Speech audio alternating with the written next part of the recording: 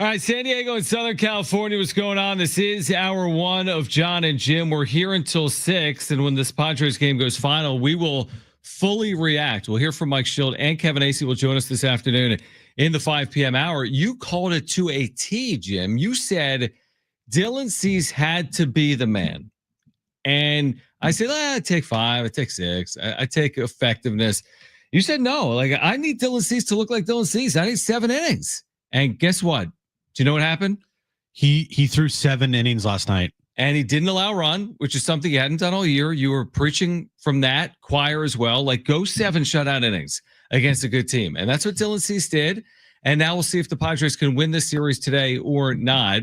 After winning yesterday, like you said, I mean, we can get into it even though this game is going on. The manner in which they won was truly unbelievable because the Dodgers did, once they got down, wave a white flag and take their ball and go home, and whatever cliche you want to say. Dave Roberts even admitting to it postgame, calling it awkward that he went to a position player in the 6th inning.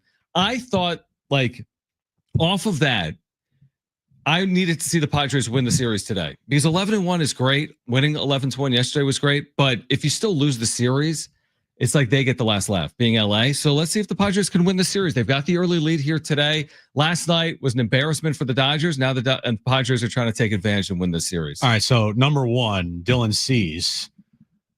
That is what we're talking about. That's right. That is the type of outing that we've been waiting for, that they've been waiting for all year long. It wasn't perfect. It wasn't no hitter. He still walked 5 guys and kind of, made his own mess at times, but he didn't allow a run. He went into the 7th. He got through the 7th. He had 11 strikeouts, gave up only 3 hits. While the Dodgers might have punted from a pitching standpoint, they did not punt from a lineup standpoint. They had all their regulars in there yesterday, except for Will Smith. So any, lame Dodger fan out there wanting to say that the Dodgers threw out their B team yesterday. So what you're telling me is you think Ohtani and Freeman and Betts and Muncy and Hernandez are a B team? No, they only quit on the game once they went down. I mean, in the top of the 3rd inning, they loaded the bases in a scoreless game. They were based it away from maybe blowing the game open themselves. Yeah. But the Padres are the team that blew it open. But no, you're right. I mean, that's such a lame. We saw it last night on the wrap-up show. I'm seeing the comments today as well. Oh, yeah. You guys are celebrating a June win like it's the World Series. Nobody's doing that. You guys are pretending like the Dodgers are trying to win this game. It didn't matter for them. Yes, it did. Of course it did. They tried. Of course they did, just like they're trying today, and the Padres have the early 1-0 lead. They just...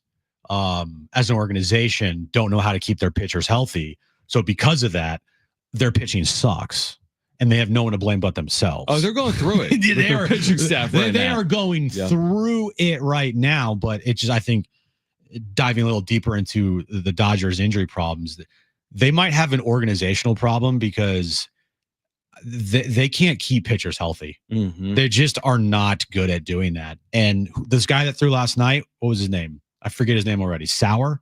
Yeah, Matt Sauer. Matt Sauer.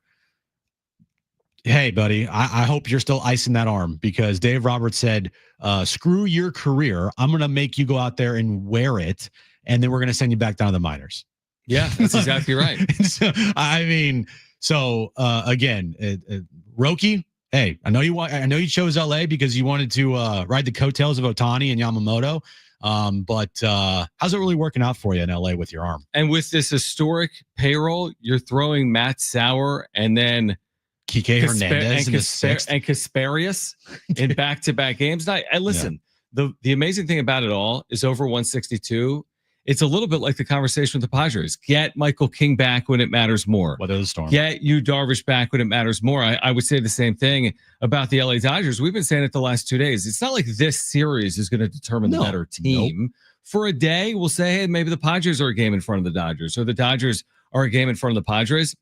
These aren't finished products. This isn't what it's going to look like in October if these two teams square off, but that doesn't matter. You need to capitalize. And that lame excuse that it didn't matter last night for the Dodgers, of course it does. Because at the end of the year, they're going to either win X number of games or Y number of games, or they're going to win the division or they're not. And these games matter like the games in September, like the games in April. So of course they matter, and it certainly matters for the Padres. And to me, it goes a long way if you win this series by winning here today. That's a step in the right direction if the Padres do that today. And by the way, if it truly did not matter last night to Dodger fans, then why are y'all so sensitive today? Then why'd you drive down 2 hours and spend $225 to sit in the lower level? 100%. Why are you guys even coming to the games? Why are you being so sensitive in social media platforms? Man, the most sensitive fan base has to be the LA Dodgers. The Dodger fan base, man. Ugh. It doesn't matter, but we have 300 Dodger fans in our YouTube channel last night telling us how it doesn't matter. But you're sitting there on a Padres channel telling us how it doesn't matter. But I want to tell you how it doesn't matter. And here's the other thing about last night and the way it played out, and then we can move on as well, or we can talk about last night because this game's going on, so who even cares? Exactly. But last night, by turning to a position player in the 6th inning, let's put this in perspective. This was a really good comment that someone shared last night on the wrap-up show. Very good comment. When the Rockies with Buddy Black lost to the Padres 21-0 a month ago, Bud Black, to his credit, did not turn to a position player until the 8th inning. You want to know why? Because it's just the right thing to do. Because it's a disservice to everyone to treat this thing like it's the Savannah Bananas. Okay, like this is Major League Baseball. It's been played since 1876. So don't go get all cute and let Matt Sauer throw 200 pitches and Kike Hernandez with his batting helmet throw another 50 pitches starting the 6th inning. Treat it like it matters, okay? Don't go disrespecting the game and pitch a position player in the 6th inning down 7 or 8 runs when Colorado on a 12-100 year isn't turning to a position player in a 20-0 game until the 8th inning. You're right. There's certain things that really irk me, and one of them is like messing with the baseball gods. And you know what? Maybe they get the last laugh. They've got a $500 million payroll, so maybe they do. Maybe they buy their way to another title. Maybe they do. Maybe the $2 million payroll for Ohtani. Maybe they've got it all figured out in their favor. They got it all situated, and it's true that June doesn't matter and October does. But I'm telling you, what they did last night to me was a step too far. And I think it starts with Dave Roberts. It might be organizational, but I think it was Dave Roberts. Even him admitting last night post-game that it was awkward, to me that means he knows he shouldn't have done it. 100%. Right? That comment that we got last night on the chat put like everything into perspective as far as just how ridiculous last night's game was.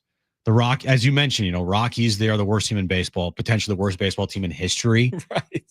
And they lost the game 21-0, and they still waited until at least the 8th inning before they threw out a position player. Yep. I mean, the 6th inning with that lineup, down by only 7-8 runs, I think it was. It's a really good point with the lineup, too. Are you saying that there's no scenario where you stumble into a 4-run inning and make things interesting? It's not possible with their lineup? I want to know, and we'll never know this, but I would love to know, before that game, what was the plan? Right. Because if the plan truly was, hey, we're just going to let this guy go out there and throw until his arm falls off and just pray that he keeps us in this game. And if he doesn't, then we're just going to go to a Kike. Like, you have no confidence in your offense then, because you got to think to yourself, all right, we're going to, regardless of who's out there, we're going to put runs on the board. We're going to put pressure on. And so this is our plan for this. And it seems like their plan was just go out there, let this guy throw until his arm fell off. He got his ass rocked yesterday. He's going to be sent down to the minors either today or tomorrow. Yeah, I assume he already has. And if it was a close game and none of your relievers were available, what were you going to do? Yeah, that's a really interesting point. It's almost like there were two paths probably. It's like, you know what? If we go down, we will not chase this at all. If we go down, let him wear it. If we take a lead, maybe we'll use some of our relievers, but we never really saw that play out. But even if you're like, hey, if we go down, we're not going to chase it. You're the freaking LA Dodgers with Ohtani, Betts, Freeman, Hernandez, you chase with your offense. Give me a break with that. Yeah, I'm 100% with you. I'm completely with you. And what does it mean in the grand scheme? I have no idea. Does it mean that the Dodgers are susceptible because of what's going on with their pitching staff and this division will be a tight race all year long? Or maybe it's open for a team like San Diego or San Francisco to potentially win the division? I can't say that all based on last night. And we saw last night as well, people saying, What an embarrassment by the Dodgers organization. Like, they are embarrassing. What a joke. I'm just willing to say last night was embarrassing. Mhm. I'm not then widening it out and being like, what happened last night now means that they're not the same team they were in 2024. That's crazy talk. Yeah. But what happened last night and what they're dealing with pitching wise is absolutely a storyline. And any talk like last year, Jim. Last year, we went into the season with Ohtani saying maybe they're historically good. People said 130 wins. This year, they're even better, historically good, maybe 130 wins. They're not going to be historically good in the regular season. Doesn't mean they can't win a World Series, but they're not going to be historically good in the regular season. We're at the halfway point nearly, and they're pacing for 95 wins. Well, we'll see, because just as early as last year, Padres went on that crazy run. True. Imagine if they didn't start 50-50. Imagine True. if they were like 10 games over and they still added that run. That's 100 plus wins. That's 104 wins on the year. I'll ask you this. Based on the eye test, because you're right. Maybe it's too early to say that. But, I mean, is LA going to be historically good? No. Just based on what we're seeing right now. Not 115 game win season. They win the division. Yeah. And as I jinx it, Michael Conforto hits a solo home run. Well, that's your fault. Yeah, that's fine. But most importantly, I know it's so fun to just rip the Dodgers and see all their Dodger fans get so sensitive. Right. It's one of my favorite things, because I truly don't care. The number one thing coming out of last night's game was Dylan Cease. Not even close. I don't really know how much I can put into the offense explosion last night, just because of, how many runs were scored against Kike? Like 4, 3?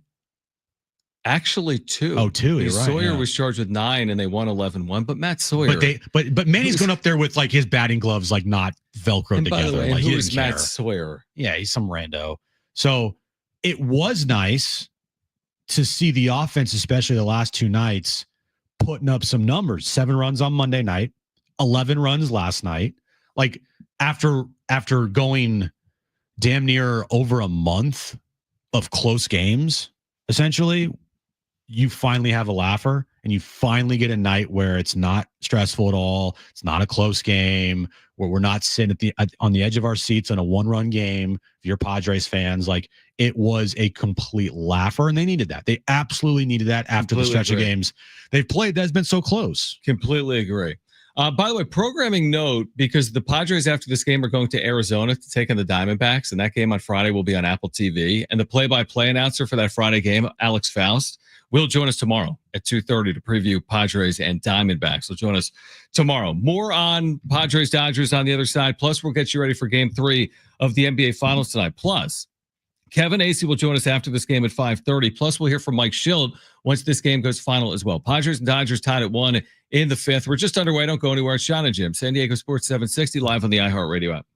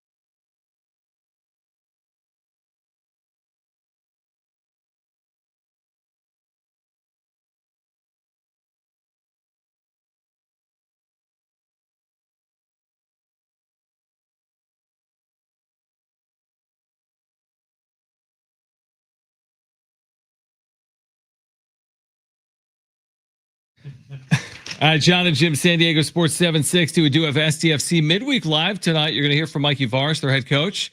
Find out the latest with the club and Major League Soccer. SDFC Midweek Live every Wednesday at 6. And you're home for SDFC, San Diego Sports 760.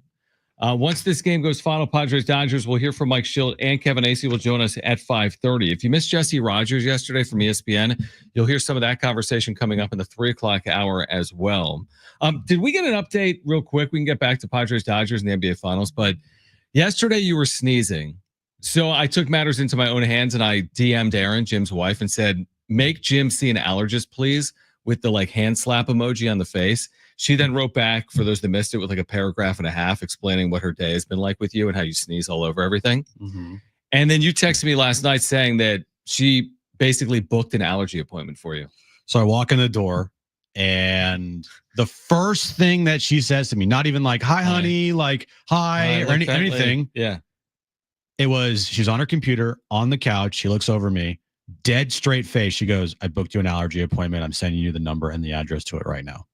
I was like, okay, thanks. So you're booked for the first time in your life to see an allergist. Yeah.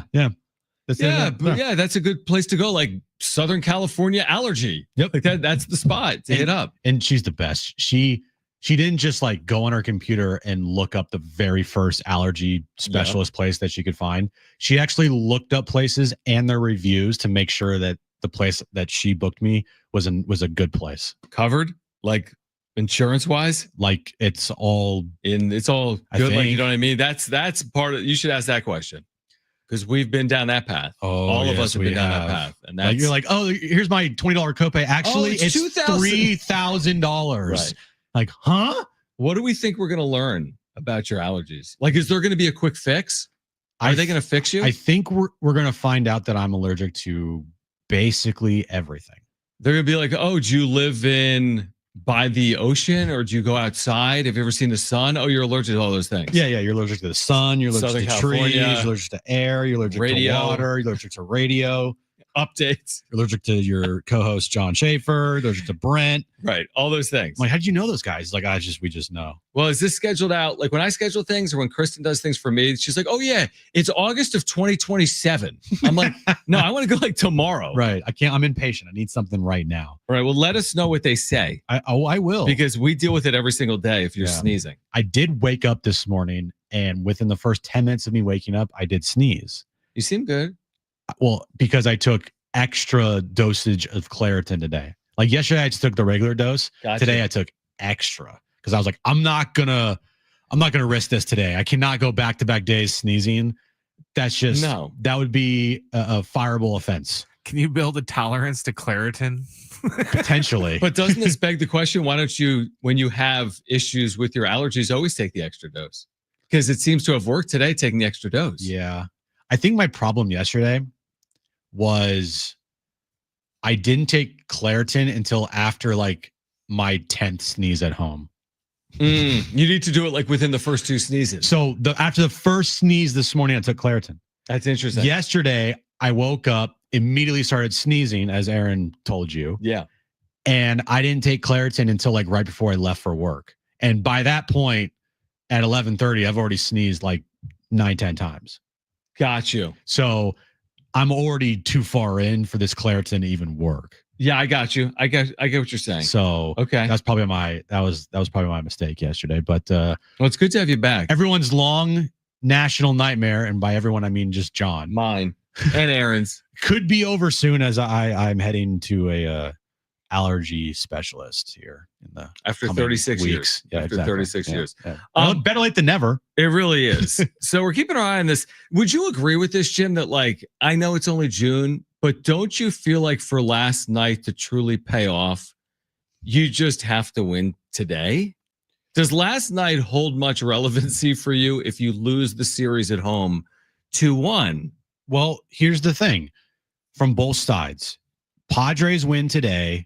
What the Dodgers did last night in essentially punting that game in the 6th inning.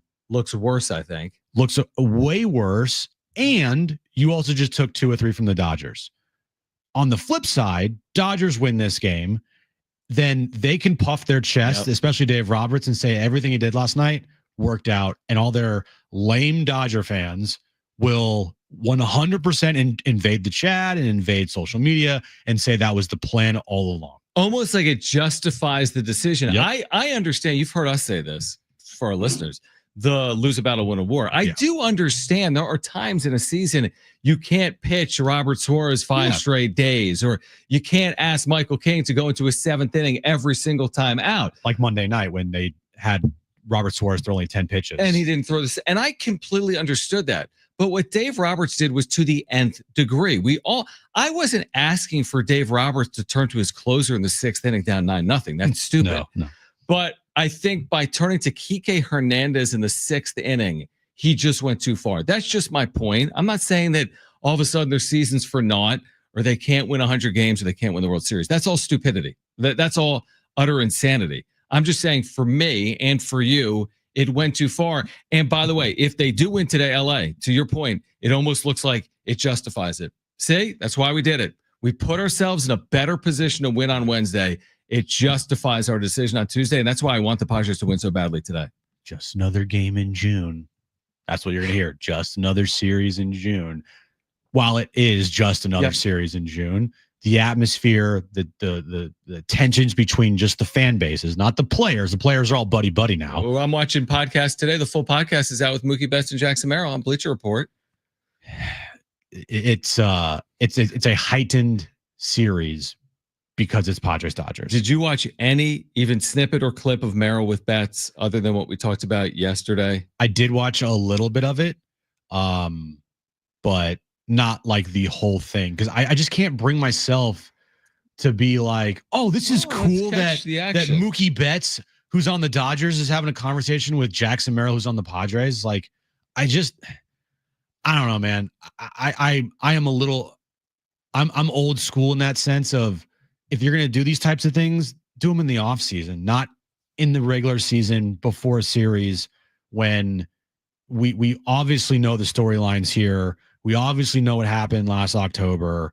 Fans are still, sensitive to all that. And it's Padres Dodgers, and both fan bases like hate each other. Yeah. The only part I caught was that 30-second snippet where they're going back and forth on rivals. And Merrill's like, yeah, like your rivals like the Giants, right? I'm like, this is done. I can't deal with it. You can't expect much from a 21-year-old kid who grew up in Maryland and was a Red Sox fan growing up, and he doesn't know anything. I would imagine, I haven't watched it. I would assume that Merrill grew up a big Mookie Betts fan, because it wasn't that long ago that Mookie Betts was in Boston and Jackson Merrill was in high school or middle school. And Betts was in the major league. So I would imagine. It's like, I loved your World Series victory back in 2018 over the Dodgers. How could he not have, would be my guess. All right. More on Padres Dodgers. Plus, we're getting you ready for Game 3 of the NBA Finals here until 6. It's Jon and Jim, San Diego Sports 760, live on the iHeartRadio app.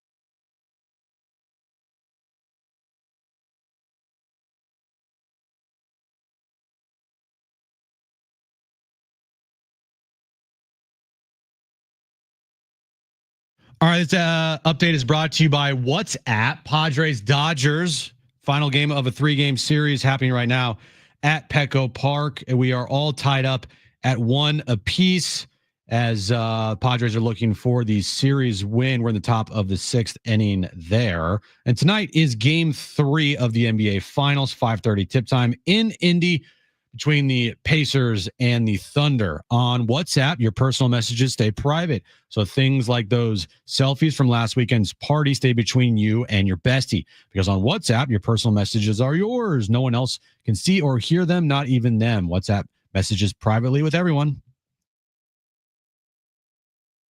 All right, Jon and Jim, San Diego Sports 760. Why don't we do the wrap early today, Brent? Because this game maybe ends around 4. We'll do the wrap at 3. We'll hear from Jesse Rogers at 3:30. Padres and Dodgers right now tied at 1 in the 6th inning. There's been, Jim, as you can tell, a lot of anticipation here locally about game 3 of the NBA Finals. A lot of discussion in the last 72 hours between games 2 and 3. Wait, there has? No, but it's still game 3 of the NBA Finals tonight. It's 3 hours away in Indiana. Pacers and Thunder. Do you know the Thunder tonight? No. Guess what the line is? The way I said that, I kind of led you down a path. I'm going to go with minus 6.5. For who? For the Thunder. Thunder are 6.5-point favorites in Indianapolis tonight. Which would be crazy. 5.5. They're 5.5-point Wow. favorites in game 3. I thought that was a big number too when I heard it. I figured it would be like Oklahoma City -1. Something like that. Like a true coin flip of a game where maybe you give OKC a point in the end. But 5.5? Yeah, that's crazy. Isn't that? I want to be into this finals more. And maybe if it turns into a good finals where you get a game 7, I mean, that's asking a lot though. I mean, how many game 7s have been in NBA final history? I don't know. Do you know? I don't know. I think the last game 7 had to have been in what, 2016? I don't know the answer to that. I'm trying to think Yeah. off the top of your head. Okay, so 2016 game 7, we all know what happens there. Don't remind me. Warriors lost. 2017, no. 2018, no. 2019, no. 2020, no. 2021, no. 2022, I like how you're rattling this off. no. Who won in 2023? Was that the Nuggets? Yeah. Maybe. No. And then 2024, no. No, 2020, yeah. And then 2024, no. So the last game 7 in the NBA Finals was 2016. 2016. And then before that was 12 with the Heat and the Spurs. So again, 2 times in the last 15 years. 15 years, a game 7 in the NBA Finals. And to me, it's like the only way that this finals becomes interesting is if they get to a game 7. Game, yeah. Brent, what do you have in terms of game 7s here? In the NBA history, there have only been 19 game 7s In the NBA Finals? In NBA Finals history, and the home team is 15-4 Wow. in those game 7s. Which means, of course, if it did go 7 games, Oklahoma City would still be a sizable favorite. Like, what would that line look like? Oklahoma City at home in a 7th game. They'd probably be favored by 7.5 points. No, because you have to get there, and Yeah, the Pacers would end up having to win 2 more games against them. So I think the line would drop. But if they win 2 more games against them, that doesn't mean they'll win in Oklahoma. True. So, but you're right. 7.5's high. But you're right. You're right. I mean, I hope it goes 7 games. I really do. I'm with you. I'm not overly compelled. I am because of my wife who loves the Pacers. But the games haven't been. Listen, the end of game 1 was awesome. If you were rooting for the Pacers the other night in game 1, the way they closed was precision. It was awesome. They hit shots, and then Halliburton late did his thing. It was a cool final moment. The last 2 possessions, Shai Gilgeous-Alexander missing, Halliburton making was great. The rest of that game wasn't a great game. And then game 2 was never a game. And I'm hoping for a game tonight. I want a really good back and forth game tonight between the Pacers and the Thunder. Shai's going to win the finals MVP. If they win it. If they win it, which I Thunder are going to win this thing. Like Colin today was already talking about the Thunder have already won and blah, blah, blah. And how is that right? Yeah. Oh yeah. He is like, this series is over, which I kind of agree with him. And he was like trying to talk about the future of the Thunder. Saying what? just about like could they be a dynasty? You know, the dynasty talk, blah, blah, whatever. It's like, well, win one first. Yeah, win one. Yep. But man, look, I love the NBA, and I'm not trying to like bash on the Thunder. You don't like the Thunder, but dude. I don't. I don't. Is it all Shea though? Because here's the thing. Like, I think I like Jalen Williams. I think he's a good. Like, their big three is never going to be Harden, Durant, Westbrook, or Steph, Clay, Draymond. But that's kind of not the fault of these LeBron, guys. D Wade, Chris Bosh. But then again, that was so different. That was veteran players all meeting together at the same time. These are still younger players. I think what makes teams compelling is either A, going through adversity, like, or B, becoming like a villain type of team. You know, the Warriors in 2015, they were like not the Cinderella, but they were like the new kids on the block, and like, you know, facing LeBron in the finals that helped to elevate their status, right? So they faced some rando team in the finals. They faced LeBron James. Okay, so would it be, so what could make it different then? Because OKC is a little bit of a new kid on the block. Yeah, they were really good in the regular season last year, but they didn't make it deeper on the postseason. Would it be different if they were taking on like a back-to-back world champ? Not that Boston is, but Boston won last year. If Boston was healthy and it was OKC Boston, would our perception of Oklahoma City be different if they beat the Boston Celtics? I'm not taking credit for this. Jason McIntyre is on Colin's show. Yeah, he came up with this idea, and I thought it was like whoa, this would elevate everybody with the Thunder. It would definitely elevate Shea, and it would make them more compelling and interesting to watch. Let me hear it, because I haven't heard it. They have so many assets. They have so many draft picks. They have so many resources and so many players to trade. Who do you want them adding? Kevin Durant, who is on the trade block reportedly as of today. They get Kevin Durant, and they use all their draft capital. Durant and they to get Oklahoma City? Back to Oklahoma City. Isn't he persona non grata? Not if he goes back there.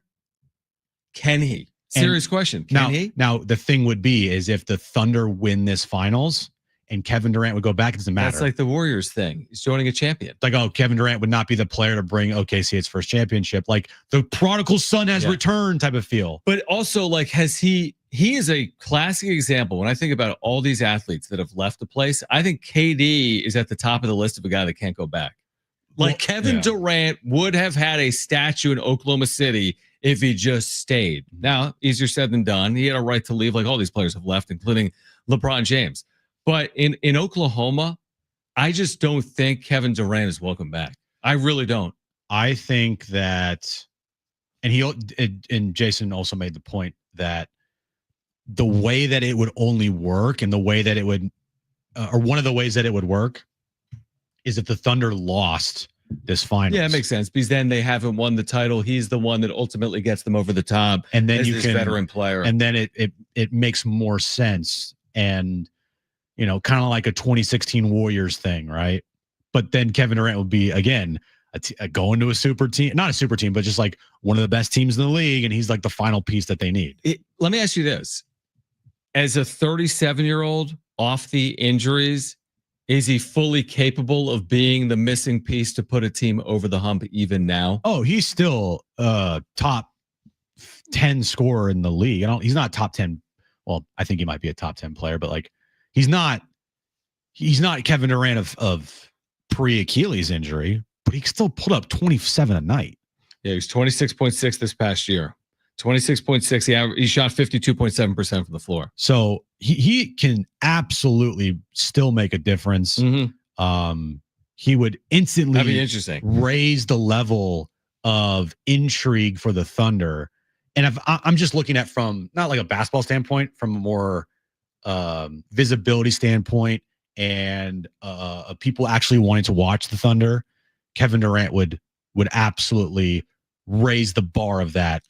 I like 100%. That. I really do. I like it. I don't know how feasible it is. And by the way, to your point, if they win it all and they're heavily favored to do it, there's no world where Kevin Durant's ending up, because he's going to have to okay the trade and accept that, and then they're coming off a championship. Yeah, it's not going to happen, but for people to actually maybe care about Shea, Kevin Durant would do that, because he would make the Thunder a team that the NBA wants to put on primetime games All the all time. year long. Where do you think KD realistically could end up? Give me like 2 spots. I'm gonna go San Antonio. Yeah. And I'm gonna go the Knicks. I think the Knicks are desperate right now. They're striking out on all these coaches that they are trying to get, and they have no plan. And I think Dolan's gonna cave, and I think he's gonna do some risky stuff. And I think that he's, now that he's fired Tibbs and kind of made this thing a mess when he didn't have to do that. I think they're going to buckle under pressure here and try to figure out a way to get KD. Is there a scenario where KD plays for all 30 teams before the end of his career? Yes. He's not close, but he has. Right. It's beginning to pile up a little bit in terms of teams that he has played for. Kevin Durant in his the only place that he could win a championship was with Steph Curry, and he decided to leave Steph Curry. He could have won more. He's decided to leave Steph. But he went to Brooklyn. Oh yeah, I mean, with all the winning, all the winning there. And I'm actually looking back now. You look at Steph's legacy, right? 2022 when Steph won the title with the Kobe without Shaq. Yeah, I mean, just a little. It's nice bit. when you just do it and you don't have the full supporting cast that you previously had. So you've done it in one era and you've done it in another. I do think it further cements your legacy. And he already did it before KD. He just didn't win the Finals MVP, which everybody decided to make the number one talking point to discredit Steph's career. That he didn't win the Finals MVP. What? Right. That's a good point. He that 2022 title. I bet you if you asked him, he would tell you that's the sweetest one of them all. On the other side, an update from Petco Park between the Padres and the Dodgers. All of a sudden, things have swung. Plus, we'll get to the wrap at 3 p.m. You'll hear from Jesse Rogers of ESPN in the 3 o'clock hour as well. Stay with us, Jon Jim, San Diego Sports 760 and live on the iHeartRadio app.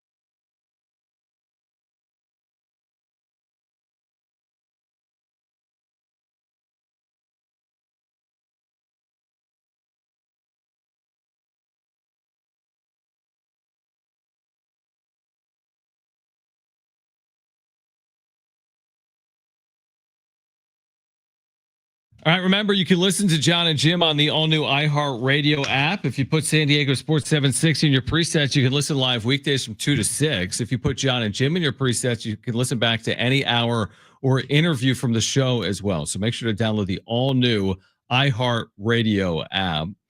The update from Petco Park in downtown San Diego, Jim, you know where it is? East Village, by the water. Yes, John. Bay.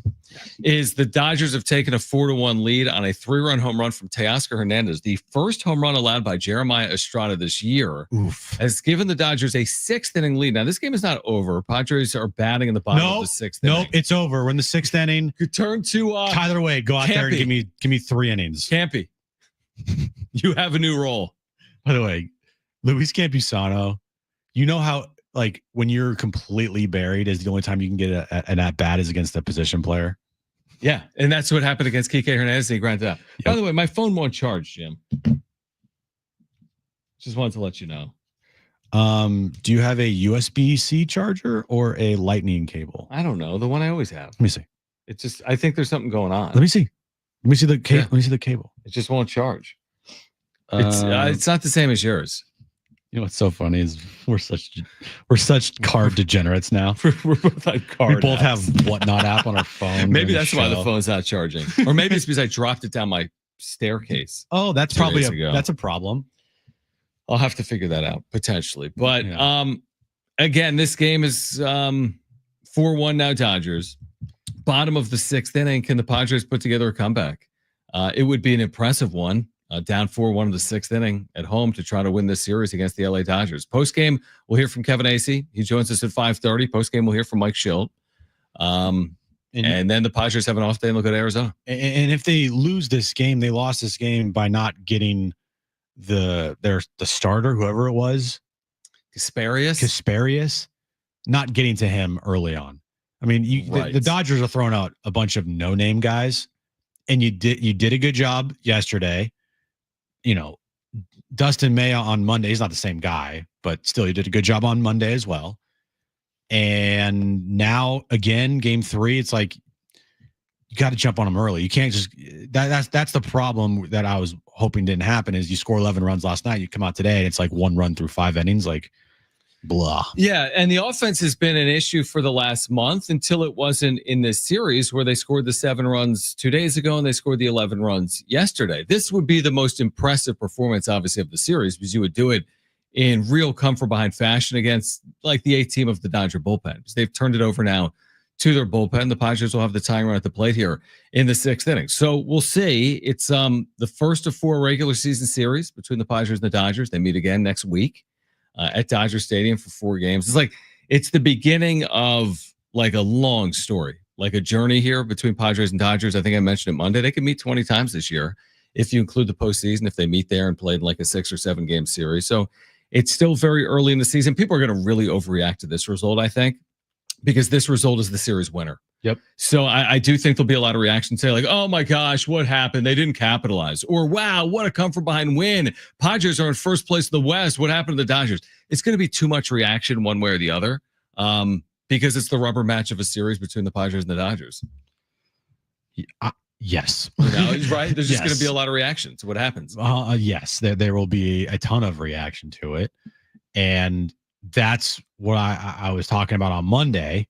Before the series started, it's like whatever happens over these next 7 games are not going to make or break your season unless they got, swept in every series. Right. 0-7. Then it's like, ooh, we have a problem here. Right. But, other than that happening, they're still in a good position and they still are right in the thick of it. They still are going to have plenty of opportunities.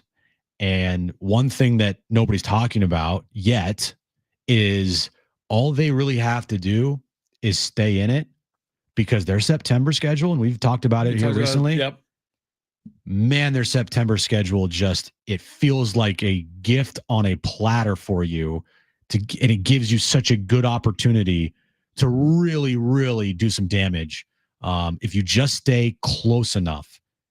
September schedule with how many times you play the Rockies and the White Sox and the Orioles and the Reds. 16 games. Man.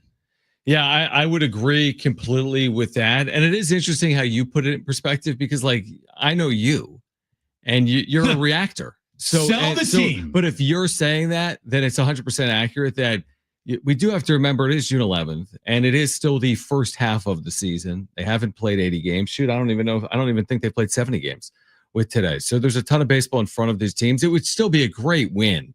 If the Padres can win this game and come from behind fashion here today, this would be a terrific win. I don't know where it would rank in terms of best wins of the year, but it would be up there to come back from 4-1 down against the LA Dodgers potentially and win this game. And remember, this is the 17-game stretch, talking about schedules. This is the 17 games where you're facing the Giants and the Diamondbacks and the Dodgers and the Brewers. This is the stretch we said just tread water. There's no Michael King. There's no Yu Darvish. Can you win 8 or 9 games? So they've positioned themselves to do that. They're 5-4 to begin this stretch. We'll see if they win today or not. But they've played well enough in this stretch that I like what you're saying about September because the schedule will lighten up and hopefully they can fully capitalize when that happens later in the year. Yeah, you're going to face the Rockies 7 times in like a 10-game span. Where you're looking at 6. Hopefully, like if you play well, you're winning 6 times. And I mean, I haven't looked at the Dodgers schedule, but I'll do that right now because we got they play the Rockies 7 times in September. So probably plenty not. Of time here. All right, I'm looking at the Dodgers schedule. Getting to September. Mm-hmm. So, all right, they do play the Rockies 3 times, and that's at home. But in the days that the Padres play the Rockies, the Dodgers and Giants will be going at it head to head. So that second week of September, Dodgers, Giants in San Francisco, 3 games there. Then Dodgers come home for a 7-game homestand against the Phillies and the Giants. And then they end their season on the road with 6 games against Arizona and Seattle. That's not an easy schedule at all. Not at all. And you hope that in September when they play the Pirates, Paul Skeens pitches one of those games. Yeah, exactly. That's exactly right. Yeah, that could be advantage Padres if they can keep it close into September. Of course, we're looking down the pipe line here, but when we're going big picture. If they do not come back and win today, that's what we're doing on the Jon Jim show. Even if they do win today, it's nice to know that maybe things shape up well for them in the late stages of the season. If this thing is close in the second half of the year. All right, here's what we're going to do in the 3:00 hour. We're going to do the wrap on the other side. We normally do it at 4, but because the Padres and Dodgers could be done around 4, we'll do the wrap coming up on the other side. In addition to that, if you missed our conversation with Jesse Rogers from ESPN, you'll hear it at 3:30. He mentioned some trade targets for the Padres. We had a great conversation with Jesse yesterday. If you missed that conversation, you'll hear it coming up at 3:30. Then Kevin Acee will join us live from Petco at 5:30, and we'll hear from Mike Schilt postgame as well. So Padres and Dodgers playing right now down at Petco Park. We'll take a timeout. On the other side, we'll get to the wrap to kick off hour 2 of Jon and Jim. So don't go anywhere. We've got the latest from Petco Park. We've got you covered all afternoon. Stay with us. Hour 2 of Jon and Jim on San Diego Sports 760 and live on the iHeartRadio app. That's next.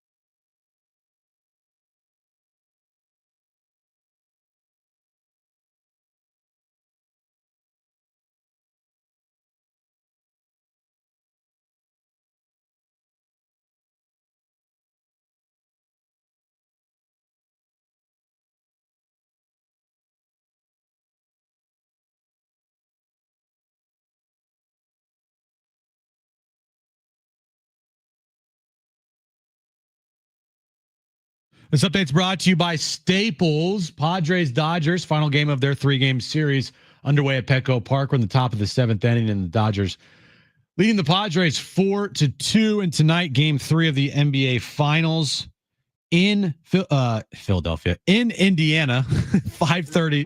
Neutral court game, yeah. 5:30 tip-off, Pacers and Thunder.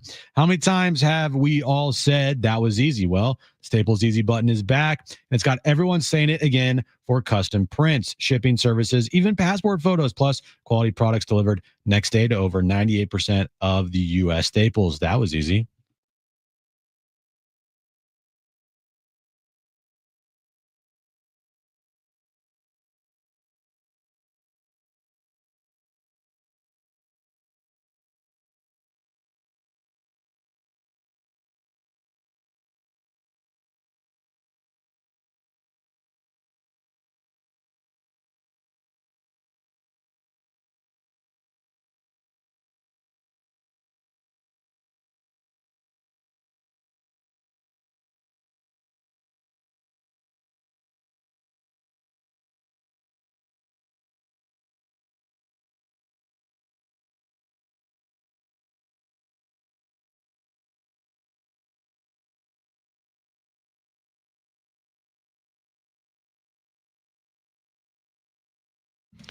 All right, San Diego and Southern California, what's going on? This is hour 2 of Jon and Jim. We are here until 6. Kevin Acee will join us from Petco at 5:30 after Padres and Dodgers.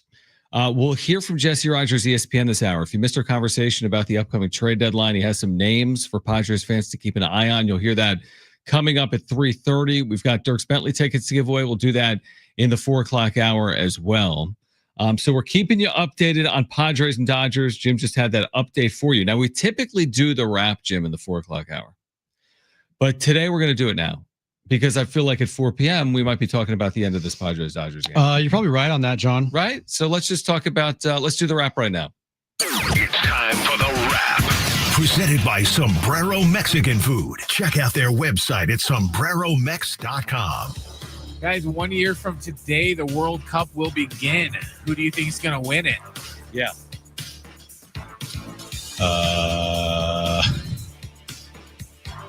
Who won last time? Argentina. Okay. Yeah, it was Messi's first World Cup. Yeah. Who do you think wins this time?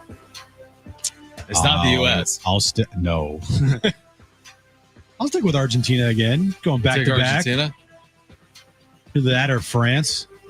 I like it. Okay. I like you have the breakdown. I'm Googling 2026 World Cup favorites. Italy? No, I'm just kidding. Spain and France are the top contenders according to AI. Not Iverson, like artificial intelligence. Oh, AI told you that? I'm going to go with, what about Brazil? Sure. Have we been sleeping on Brazil? Might have. When's the last time Brazil won a World Cup? They won it in the U.S. in 94. It's been a minute. So I say Brazil in the return to the States and North America wins it in 2026. Will you be watching 1 year from today? Oh, yeah. Yeah, it's World gonna be awesome. Cup. Oh, man. World Cup final, World Cup games. Like, they just feel different. For $7. And they are different, obviously. For $7, do you know where the World Cup opener is? Like the city that the World Cup opener will be played in 1 year from today. Free sushi roll. New York? Wrong. Next question. LA? I'll tell you tomorrow. San Diego? Mexico City. Oh. San Diego. Mexico City. It'll involve the Mexican national team and the opponent. Okay. Next question. Are you surprised OKC is favored by 5.5 tonight? Not really, just because the Thunder have led this series for All the minutes. 93 minutes. Right. And the Pacers have led for like 3. They should be up 2-0 right now. And they're going to go up 3-0. They're going to go up 2-1 tonight. Do you think Indiana has a better chance to win tonight or in game 4? Just all things being equal. I think tonight they have it. Tonight is their best chance to go up 2-1. The adrenaline, the crowd, Yeah. everything that goes into that. And here's the thing. If they win tonight, game 4 will be rocking in Indy. Absolutely. And a must win for the Thunder, right? If the Pacers lose tonight, the Thunder win. Yeah. Thunder are going to go up 3-1. They're going to finish the thing off in 5. Wow. Yeah. Yeah. And by the way, Tyrese Halliburton dealing with an ankle. per Shams. I mean, they don't say he's in he was question limping about after the playing, game. but yeah, I mean, Tyrese Halliburton dealing with an ankle, had a good fourth quarter in that loss in game 2, but that's something to keep an eye on. Next question. Who should the Knicks hire to be their next head coach? Well, did you see this? Breaking news. Yeah, they or Shams is reporting. Where is it?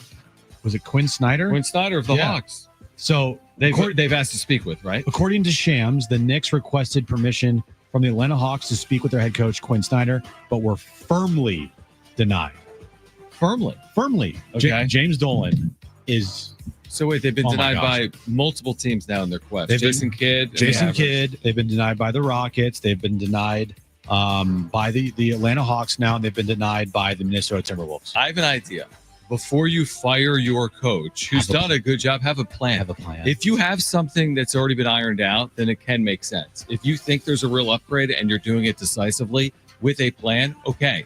But when you fire a coach that's been successful, okay, you haven't gotten to an NBA Finals like Evan, but he was winning in the postseason, and now just weeks on end pass, and you're getting denied left and right, you're ultimately going to hire whom? James Dolan is such a clown. Such a clown. Really poorly run organization, as everyone knows. Now Awful. they've had on-court success in the last couple of years, but to put it over the top, it's just not going to happen because he gets in the way of himself. He is a clown. Everybody's saying no. Everybody. Now, again, if I'm these teams, why would you? Why would I? Right. He's asking, like, hey, Dallas, can we have Jason Kidd? And by the way, Jason Kidd is a pretty decent head coach. We took the Mavericks to the finals a couple years ago. Dallas is supposed to be good in the future with Cooper Flagg. Houston's supposed to be really good. Yep. Yeah, exactly. Atlanta, nah. Yeah, we'll see them. Minnesota, really good. They're in the Western Conference Finals. Come to the Knicks. You are literally brain dead, James Dolan, if you think that, oh, you know what? Up and coming team in the Timberwolves, or not Timberwolves, but the Rockets. Let's ask for Ime Udoka. Huh? How about Stephen A? Just get it done. Just do it. Just hire Patrick Ewing already. Oh yeah, Patrick Ewing. That's my guy. guess. Yeah. 9-70 at Georgetown. No, I don't know what he was. Hey, sometimes you can be a crappy college coach and a good NBA Sure. coach. So, or vice versa. Next question. how many All-Stars are the Padres going to have? Who's a lock? Manny Machado. Yep. Robert Suarez. Those are your two locks. Yeah. But there's a third out there. Are you locking in? I'm not locking. I'm saying there's a third possibility. I You thought know who's the third possibility? Tatis? Yeah, it's not based on his play, but I mean, he could either A, be voted in, or just with like the number of sheer outfielders, maybe he could make that team. Not if he continues to play like this. No. To be clear, but is it possible Tatis is on that team? He hasn't earned it. But it's also a fan vote. It is, and we'll see how He's the fan not- votes look in like the first round. He's not getting voted in, right? I don't think he's getting voted in. Neither do I. But who else is in right field, like in the National League? Right. That's a good question. Could Jackson Merrill make it as a reserve? Yeah, I think he could. Again, I think you need to see some of these numbers tick up, like power. Are you going to make an all-star team as a reserve with under 10 home runs? But I mean, he's got an OPS in the high 800s. He's hitting over 300. Maybe Right missing now. some games might factor into it, and still has time. I mean, There's time. I think locks or Manny. What about Sheetsy? No, Numbers have tailed off a little. Yeah, I don't think he's getting over. I don't think he's getting in over Ohtani as a starting DH in the National League. that would be a hot take. Let's go. Yeah. Let's Weighty. let's get up there and be like, you know what? Sheets has had a better year than Ohtani, and here's why. You're like, No, you click. can't do that. Nope. Yeah, can't do that. But definitely Manny. Definitely Suarez. Schulte almost going to said be on Story. Schulte going to be on Robert's staff. How does the staff work? Probably not. Is it just the Dodgers staff? Dodger staff, and he gets to pick like a. He gets to pick reserves, doesn't he? Doesn't the staff pick reserves? Yes, they do. But you have to have still one player from all the teams. Yes, that too. Yeah. And also he can pick like the honorary Right. other managers to be with him in the dugout. You think Roberts is going to put like Matt Sauer on that team just because he wore it? He told him before the game, I'll put you on Hey, the listen, roster. You're on the roster if you go 111 pitches or more. Yeah. Probably not. I bet they celebrated him like he's the reason why they're going to win the World Series. Oh, Right? if it was Schulte, it'd be this. Oh, it was the same thing. It'd be the exact same thing. Build this guy a statue. 100%. His arms are falling off. Jesse Rogers, if you missed it, you'll hear from Jesse Rogers coming up at 3:30. We found it to be a pretty good conversation because we talked about some of the trade targets possibly for the Padres in left field. That remains kind of hanging over this portion of the season, the upcoming trade deadline, because we know that all of these teams have a chance to improve themselves, including the Padres. The Padres, it seems clear as day. Every single article is about their number one need, and every single article keeps pointing to left field, whether it's Jim Bowden, Jeff Passan, The Athletic. They've all talked about left field being the Padres' number one need. I think too, left field, along with just like maybe another bat off your bench. Can you go out and get 2 bats at the deadline? Mm-hmm. Because they need a bat in left field, but also late in games, if Martin Maldonado and Elias Diaz and Tyler Wade and Brandon Lockridge are your options off the bench, or Jason Hayward, those aren't good options to have. Right. Like, how many times is Elias Diaz as your hit for Martin Maldonado? You're like, what? Mm-hmm. You need to have somebody at least capable off your bench. And right now, everybody on their bench is just blah. So you're saying, like, in an ideal world, and I agree with the idea that they're not a piece away. I don't think most teams are a piece away from being like a World Series champion. You know, and I don't look at the Padres right now, and I know it's only June, as being like, if you address left field, everything's fixed. I agree. I think that the bench could use upgrades. Starting pitching, we've talked about. You can always have extra relievers, I think, in your bullpen. But I guess I would start. I'm probably starting in left field. I could make the argument for starting pitching, and I probably will make the argument for starting pitching at the end of July. But I see the hole that's been evident all year in left field, so it's easy to probably start there. And Jose Iglesias is a good option to have off the bench, especially against left-handers. Mm-hmm. But you just need a little more. And if they don't get it, so be it. There's other pressing needs with this team. But, you know, they have to at least get another bat. Yeah. Like 100%. Absolutely. If not more, to your point. Yeah. I will say this today. If the Padres win, Are they battling right now? they're battling. They trailed 4-1. They pulled to within 4-2 and a sac fly. Very Padres-esque. And now they have 2 on in the 7th inning with only 1 out for Fernando Tatis Jr. But I'll tell you right now, if the Padres win this game, you know where Mike Schilt is starting? It's with Martin Maldonado walking in a run earlier and now walking in the 7th inning in a 4-2 game to extend this rally out for Fernando Tatis Jr. with 1 out. It's going to be the Martin Maldonado walk game if the Padres come back and win. The number 9 hitter has been walked multiple times in big spots today by the Dodgers, and we'll see if the Padres can capitalize on that or not. Should I bump this tweet? Now I know it's not a...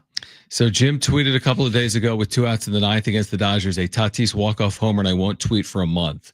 Now here is Tatis representing the go-ahead run, and you're considering retweeting it right now? It's not a walk-off. This isn't... No, it'd be a go. This would be a big home run. This would be a big home run. It'd be a pretty big home run. I would appreciate if Fernando Tatis Jr. would do that here. Can we speak that into existence somehow? Give baseball gods, give me a Fernando Tatis Jr.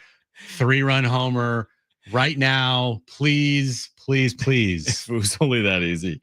All right, updates from Petco on the other side, plus Jesse Rogers, ESPN at 3:30. We'll hear from Kevin Acee coming up as well. This is Jon Jim, San Diego Sports 760, live on the iHeartRadio app.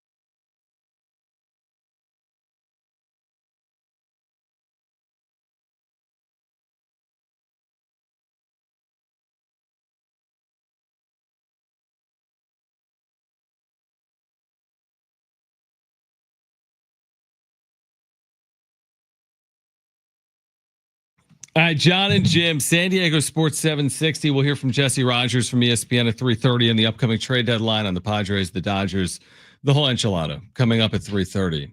We'll hear from Kevin Acee at Petco. We have drama, Jim, in the 7th inning. Tatis did not hit a home run, by the way.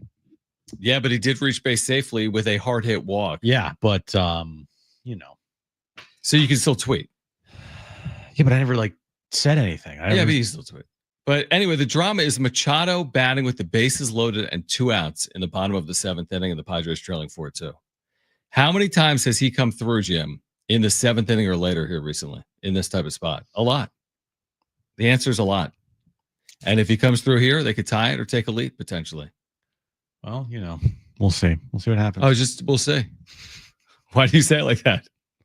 I don't know. It's a big spot, isn't it? It's the biggest spot, John. Like this season. This is the season is on the line. And we are all getting the chance to watch it. The season's on the line. The season is on the line.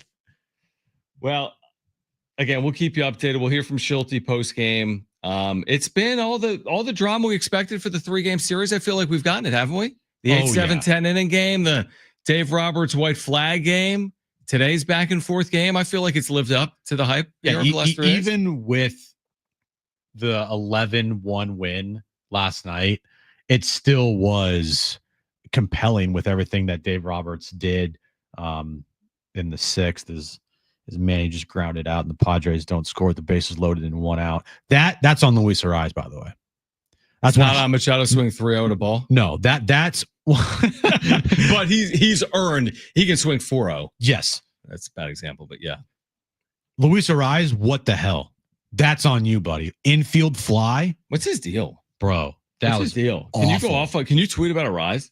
Seriously, how much of this is on you? Because you're not tweeting about these guys, and you're letting them go into season-long slumps. Bro, I can only just wield. You can't do all 20. I can only do so much. Last night you had power everywhere. I know. Bogarts hits. I know. Maldonado hits. I know. Manny's amazing. I get it. So at what point you just take matters into your own hands? With great power comes great responsibility. True. So you can't just wield it unnecessarily. And I'll give you $100 if you tell me what movie that's from. Office Space. Oh my God. I have no idea, dude. Nor do I care. I'll give you another guess. Come on. With great power comes great responsibility. Give me a serious guess. Marvel.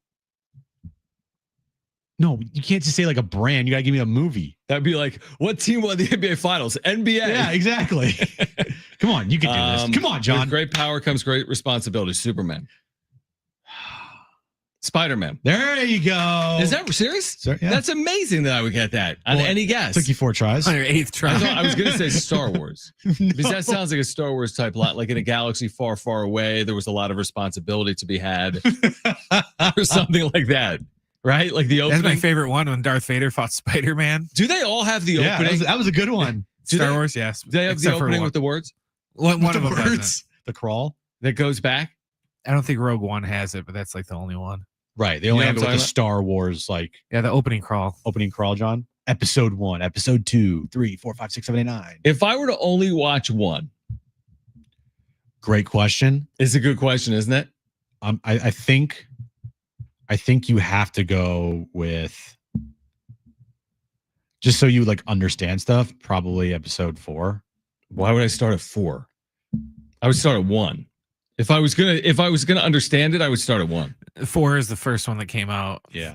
George Lucas, what he did, because he knew that he didn't have the right technology to make what the movies he wanted to make. Back in the 70s, he started with episode 4, 5, 6, and then he went back to 1, 2, 3. Is that why we started on 1360? Exactly. That's exactly right. We didn't have the resources to be on a better just station. Put it on 1360. Yeah. It can be heard in Mission Valley. Dude, I don't know. Man.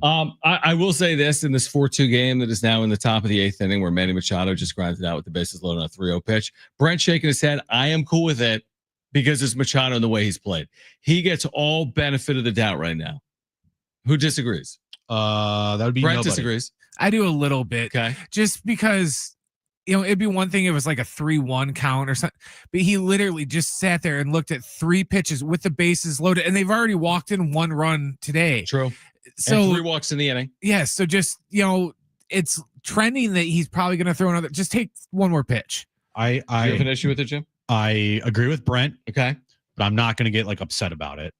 I agree with what Brent's saying, absolutely, but I'm not going to sit here and be like, what are you doing? Because he has done so much. Yep. To me, that inning falls on Luis Ariz. The batter before with 1 out and the bases loaded. It's on you to do some damage there. You have an out to work with. Yeah. At least get a sac fly. I agree with and you. you pop it up, bro. On the infield. Yeah, he popped it up on the infield. You're right. I mean, they just wasted a golden opportunity. Bases loaded, 1 out, all via the free pass, and did not score. Still time to work with, but trailing 4-2 to the Dodgers in the 8th inning. Yeah, that was bad. It wasn't great. All right, we will hear from Jesse Rogers coming up. Really good conversation. Jesse Rogers has been at ESPN a long time, working with Jeff Paston, so we'll hear from Jesse Rogers coming up. We will have Kevin Acee on the show today. He's going to join us, I believe, from down at Petco Park around 5:30. He'll be posting his recap, and then he's going to join us from Petco Park as the Padres will head for Arizona after this game to begin a 3-game series with the Diamondbacks. And also in the 4:00 hour, your chance to win those Dierks Bentley tickets. We have a 4-pack of tickets, in fact, today to give away to see Dierks Bentley. This is coming up at the North Island Credit Union Amphitheater on June 19th. And for tickets and information, you can visit Ticketmaster.com. Again, that's tickets to see Dierks Bentley at the North Island Credit Union Amphitheater, June 19th. Tickets at Ticketmaster.com. And you know what's surprising about that Luis Ariz at bat is this year with runners in scoring position, he's hitting 320 with an 803 OPS. So he's been productive with men in scoring position, but just not right there. And it's not small, like, 2 for or 3 for whatever. Right. He's 16 for 50 Yeah, his average is down. with 18 RBIs. His average is down, but he has produced in those spots, but he didn't come through, unfortunately, for the Padres right there. He has 25 RBIs in the season, and 18 of them are because, runners in scoring position. And that's because he doesn't hit home runs. Yeah, exactly. But still. Yeah, wasted opportunity, no doubt. We'll hear from Jesse Rogers on the other side. Stay with us. This is Jon Jim, San Diego Sports 760, and live on the iHeartRadio app.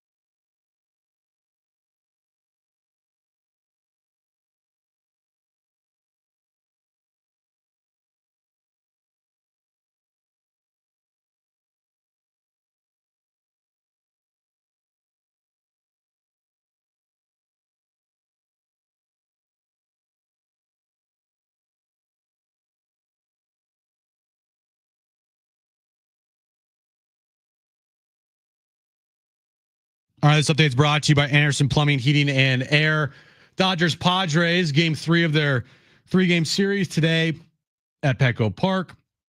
Dodgers lead the Padres right now 4-2, top of the 8th inning. And tonight is game 3 of the NBA Finals, Pacers and Thunder, 5:30 tip time in OKC. Rebate funds are running out fast.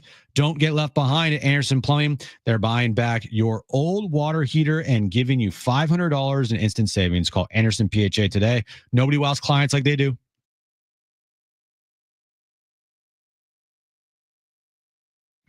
All right, Jon and Jim, San Diego Sports 760. We'll have Kevin Acee with us post-game. We'll hear from Mike Schilt post-game. Dodgers, Padres should wrap up at some point within the next 30 minutes or so. If you missed Jesse Rogers from ESPN yesterday, really good conversation. We started off talking about the dynamic of this quote-unquote rivalry or series between the Padres and the Dodgers. Does he think it's among the best in baseball? Yeah, I mean, it certainly is past Dodgers Giants. I think everybody out there would probably agree with that. I mean, it takes a couple playoff series to kind of get things going in that direction. Maybe, both teams spending a lot of money. Check both those boxes, right? The Padres spent, the Dodgers we know spend. They faced each other in the playoffs. So I would say it's as good as any rivalry going, especially considering Dodgers Padres wasn't a huge thing a few years ago. It was always the Dodgers and Giants for many, many years. So again, kudos to the Padres for sort of jumping into that category where they can say they're a rival of the Dodgers. I'm located in Chicago where, we try to make a Cubs Sox thing going, but there's almost never been a season where they've both been good. So it takes a lot for a rivalry to sort of materialize, and I think that's happened with LA and San Diego. Padres got off to obviously the red hot start, 14-3. They've cooled off here. They've had injuries. They're now 9 games above 500 from a distance. And watching the Padres, where do you feel about where they stand right now? Being 9 games over and sitting in the wild card race here in the National League. Certainly in the mix. Obviously, they've proven that they're a decent team. I do think this is going to be a weird thing to say, but I think from the outside looking in, I think their offense is a little bit overrated. And I mean, by names alone, it looks like it should be better, but there's holes at the bottom. I feel like they're like almost an old school National League lineup, really good for a long while down and then at the bottom, it's like that catcher pitcher situation. Well, it kind of exists for left field and catcher in San Diego. And when you again talk about the names on paper, there probably should be a little bit more power there. Now, Jackson Merrill was hurt, but he's back and he's hitting the ball, not necessarily out of the park. Xander Bogaerts, not necessarily out of the park. So I like their offense. I don't love their offense for those couple reasons. Now, maybe the power will pick up, but we know when it comes to October, you need power. You need, as many guys in the order going. And I do feel like there's a little bit of hole at the bottom there.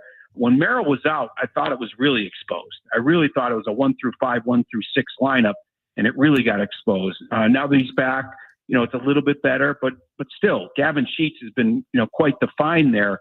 Without his power, where would you be in terms of the slug? And again, getting almost nothing out of left field and catcher. If you look at OPS and some of the other numbers. So I think their offense, I think the answers are internally, to be honest, and you just got to have the best 1-7 possible, unless AJ can find a catcher on the market that can hit, not exactly a position that grows on trees. Probably find a left fielder / DH out there. Marcell Ozuna probably be available if the Braves are out of it. So he could improve his offense a little bit, but I do think it has to come internally. And then obviously if Yu Darvish returns, that's going to look a lot better on the mound. The one thing is the Padres can pitch out of the bullpen. That will keep them in the race alone. Yeah, it's really good perspective. Jesse Rogers, ESPN, with us right now on Jon and Jim. I'm curious to get your thoughts on Xander. It's his 3rd year with San Diego. If you look at his numbers in Boston compared to San Diego, there's a stark difference. His OPS is down almost 100 points. He has a 637 OPS this year. He's hitting 232. He was given $280 million. How bad of a deal is this, in your opinion? I mean, all these deals eventually look bad. The key is to get the front end. And look, I would say easier to hit at Fenway than Petco, right? Yep. But he did it 19 home runs that first season at Petco.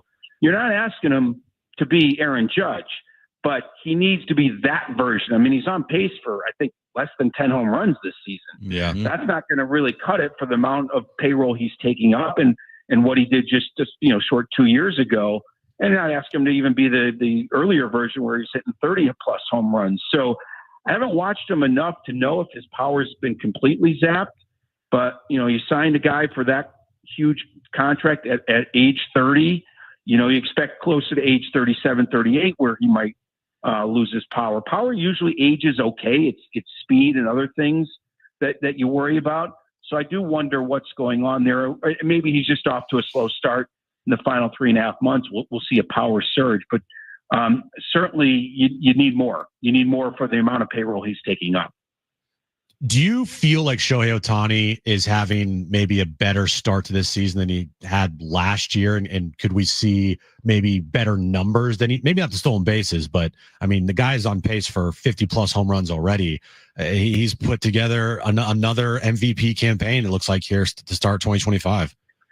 Yeah, I really don't differentiate his seasons. They're just all incredible, right? He won't steal as much. He's trying to get back on the mound. And when he does that, and if he's successful, watch out. I mean, again, it's back to the old Ohtani, contributing in all different ways. So it's really hard to say that this year's better than last. They're all great. Yeah. They're all great. Probably, as I look at it, less opportunities for RBIs when you bat that high sometimes. Last year, he got the opportunities and drove in 130, not as much this year, but, RBI is not the biggest deal. Everything else is clicking for him. So I feel like he's just being Shohei Ohtani. And when he gets on the mound, it's just another level, especially if he can be successful. I mean, there's some doubts whether he should pitch or how well he'll pitch. But I love the fact that they're going to give him a chance. I think they're playing it real cool with him, saving him for the biggest moments, maybe just even October or mostly October. And that'll be interesting to just see that in itself. Do you think this will be a race in the NL West? I mean, you look up right now, the Dodgers, Giants, and Padres, I think, are separated by combined 2 games. Do you expect that to be the case throughout the course of 162, or how do you see this shaping up?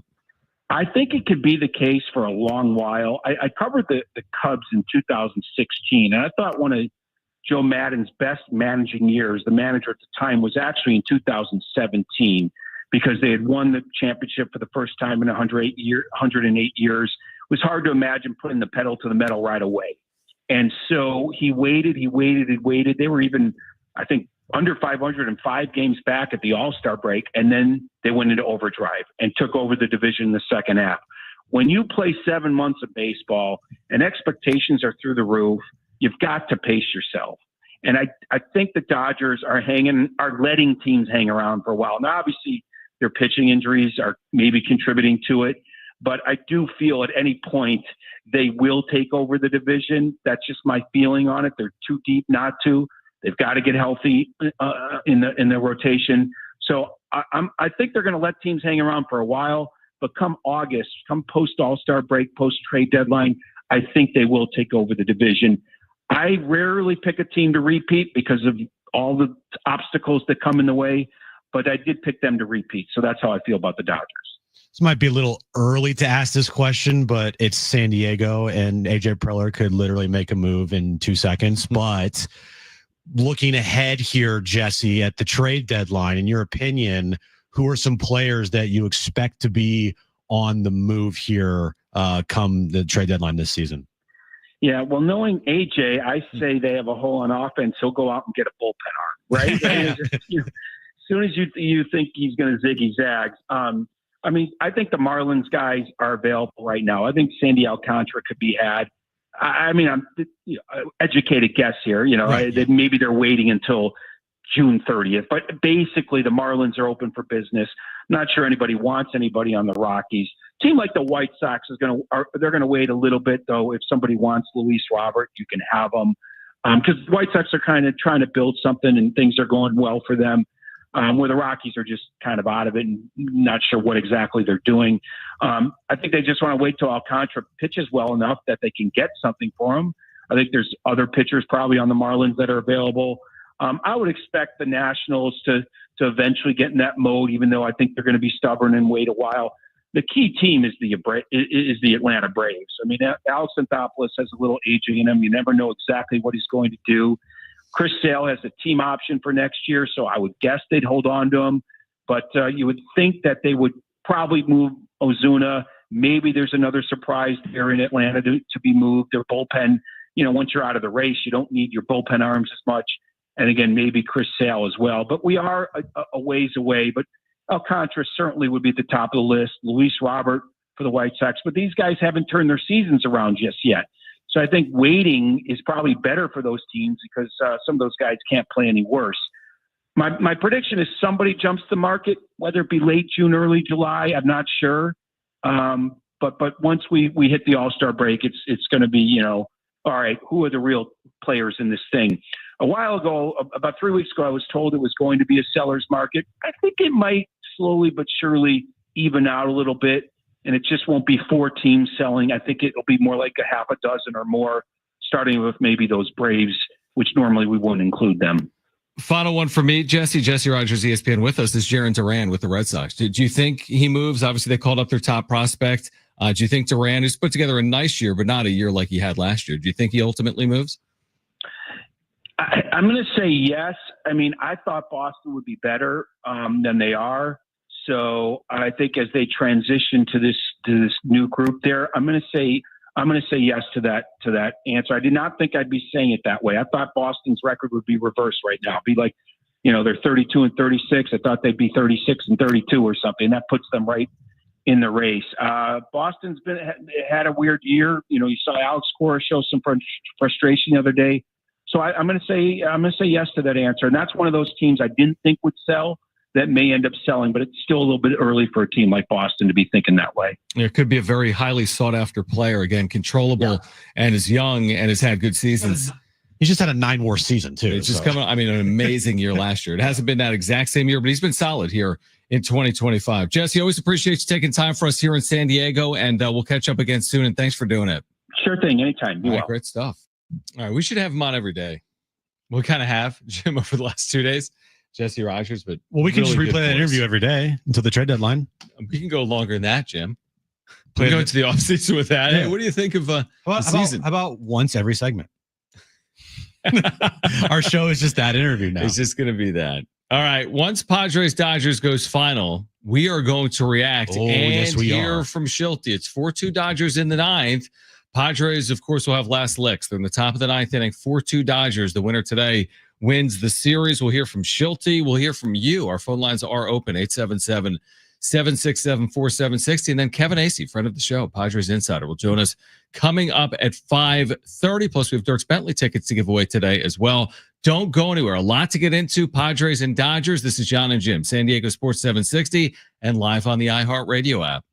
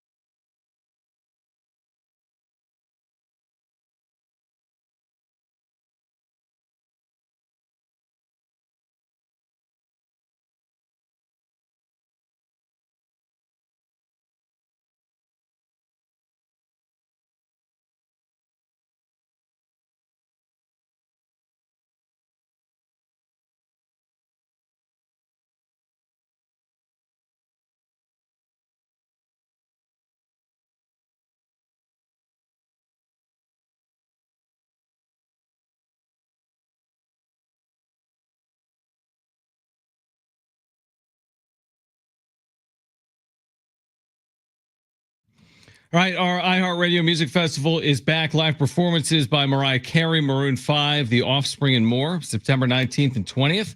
T-Mobile in Vegas, 2 nights, 1 stage. The Capital One presale means card holders have access to tickets before the general public starting today. Also, the Capital One Access Pass add-on gets you into an exclusive pre-concert cardholder event with a private performance from LL Cool J Friday night, or Jelly Roll Saturday night. How about that? Go to iHeartRadio.com/Capital One and get your tickets now before they're gone. General public on sale starts Friday at 11 a.m. If you're choosing one, either LL Cool J or Jelly Roll for a private performance, who are you choosing and why? LL Cool J. Yeah. Don't all call easy. at once. Not even close. Really? Yeah. Okay. Do you know what LL Cool J stands for, Jim? It's his name, right? Like his name is. But yes, but LL stands for it's Ladies Love Cool J. Oh, Ooh, I like that. Yeah, I'd go LL Cool J. I'm down with that. All right. So Padres, can they come from behind to win here today against the Dodgers is the question. They might have already blown their best opportunity. There's been a lot of talk on social media about Machado swinging 3-0. Okay, a lot of talk. Earlier, by the way, in this game with the bases loaded after back-to-back walks, Fernando Tatis Jr. swung at a first pitch and flied out. Yeah, swinging 3-0 if you're the best hitter on the team is fine, but the pitch has to be a strike. Which it was. Well, it wasn't like a down the middle strike. I mean, it wasn't like. Let me see the pitch. Where's the pitch? Okay. You know, I mean, I get it. Yeah. Maybe it's like, but you're also making a split-second decision as a hitter. So you might think it's where you want it, and then it can move an inch. Again, I'm not going to kill Manny for it, but it is a bummer because Kopech has no command. Mm-hmm. It's going to be 3-1, and maybe you get a better pitch on 3-1 than 3-0. Wait, was that Kopech or was Kopech out of the game for Manny? No, that was that. No, wait. Oh, yeah, you're right. Yeah, Kopech that was was some lefty, right? Banda, the Banda. lefty. Yeah. Okay. Yeah. So it was Banda that came on there, but it is 3-0. I mean, that's a fair point. I mean, I have no problem with him taking either, to be clear. I mean, I completely understand the justification of taking. It's just, yeah, if there's a guy that's going to be able to make that decision, whether it's right or wrong, I think Manny can. He's that guy. But yeah, I mean, clearly you want to do more in that spot. I mean, they had bases loaded, 1 out. So whether it's a little bit of Manny and the pitch selection 3-0 or Luis Ariz popping out with 1 out, or earlier in the game with the bases loaded, after a Maldonado walk forces in a run, Fernando Tatis Jr. flies out. I mean, these are the same conversations we're having a lot of, right? About this team in general. Not every day. They scored 18 runs the last 2 games coming in. But we have questioned this offense a good amount throughout the first half of this year. And that continues here today, where they've had opportunities to score more than 2 runs, but they've only scored 2 runs in this game. And if you want to talk about the bullpen, I mean, let's talk about it. Randy Vasquez goes 4 2/3 today, through 70 pitches. Do you really want to test, test your luck with Randy Vasquez out there against the Dodgers? Like keep him in the game longer? Probably not. That's how they used him all year, right? How many long outings does he have? He's often been a 5-inning pitcher this year. Adrian Morejon comes in, makes an error. Was that an error? I don't know if they called it an error or not. It wasn't an error, but it was a misplay on the mound. Yeah, should have made the play. Yep, should have made the play there. That was in front of the 3-run home run later in the inning. But I can tell you this. Just looking at this box score, Schulte completely went for it today. Oh my gosh, chasing it down with his relievers, you're saying? Oh, you have 1, 2, 3, 4, 5, now 6 relievers in this game. You're not going to see Suarez here unless they do something unless in the they 9th tie inning. the score, yeah. But Morejon, Estrada, Matsui, Adam, those all guys appeared today, and it came back to bite them. Now, the offense didn't do their job after scoring 11 runs last night. As we ripped Dave Roberts all last night and today for putting in Kike Hernandez in the 6th inning. Well, guess who's going to get the last laugh here potentially? It's going to be Dave Roberts. That was my concern. Yep. That was always a possibility. Even though, if you're just looking at a singular game in last night, a singular game, that was embarrassing. But in the general wider view, it may have paid off as hard as it is for me even to say that, because I was very critical. So were you last night. And to your point on chasing this down, I'm 100% in favor of it, obviously. Yeah, for sure. Especially with tomorrow being an off day. Yep. But with that being said, these are the games when you turn to all of your high leverage relievers, you have to win. The whole purpose of using them is you believe you've got like an 80% chance of winning with your bullpen.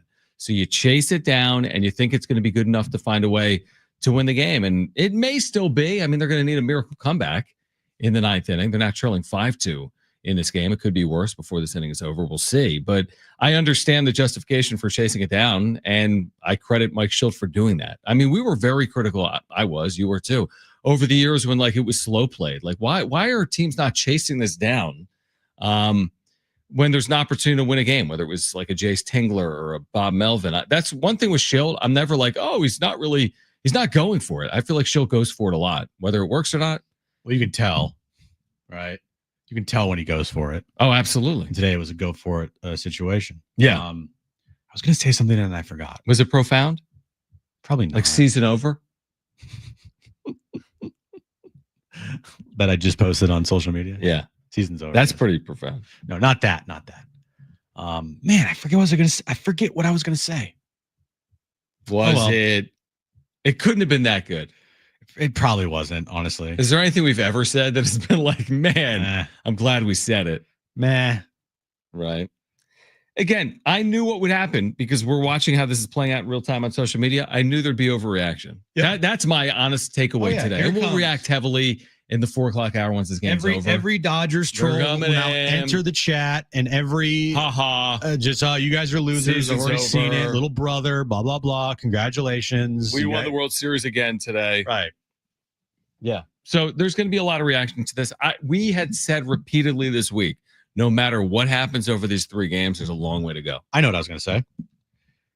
I like cats. You did mention this to me last night. I don't know if you talked about it on the wrap-up show. What's that? You scored 11 runs last night, and I was arguing like that's great. 11 runs, get the offense going, get some guys that are maybe struggling to get going again. Score 7 runs on Monday night, like that's a good sign. Mm-hmm. But you also did mention like last night's 11 runs, pretty fake. I mean, I don't know if I said it in that exact term, Kind of but fake. you did it against a guy that was just left out there, like to die. So like, and then a position player. That was all the damage. Right. Like it was not. Again, it's not that it doesn't count. It does, but is it considering the circumstances? It wasn't like you did it to Yamamoto. Yamamoto, yeah. Yeah, like if you did that to Yamamoto, that would have been a lot more impressive. Again, all you can do is face the competition you're going to face. Exactly. You're not So going to I'm fine can with you it. throw out Paul Skeens for Darnay Trip, please? I'm fine with them doing what they did yesterday. But today, to be honest, today's disappointing because they were facing another guy that they've got to do more work against, and whoever was Kasparius. 100%. And they had plenty of opportunities in this game. Plenty of opportunities in this game, yet they've only scored 2 runs. Like, what are they with men in scoring position? Can you pull up the app? Not great, How many John. men have been left on base in this game? Well, you might think that it's they've left more on base, but they've only left 7 on base. Okay, not crazy. 2 for 5 with runners in scoring position. Okay, not most terrible. of those at bats came there in the 7th. Good point. It seems worse than it's actually been. Yep. You know, sometimes it's just magnified against a team like the Dodgers. And you need to capitalize when you have chances. What did we say Monday? The Airs did them in. LA's too good. That's what we said Monday. Yep. And today, what I would say is when you have bases loaded, you need to capitalize. And they didn't with Tatis. And they didn't with Arise and Machado in that whatever inning that was, the 8th inning spot when it was 4-2. And, losing 2 of 3 here, Monday's the game where you're like, ugh. Real good opportunity to win that game. And you didn't. It wasn't like they had a 5-run lead, but still, you have everybody ready to go in the bullpen. Most everybody ready to go in the bullpen, and it just didn't get the job done.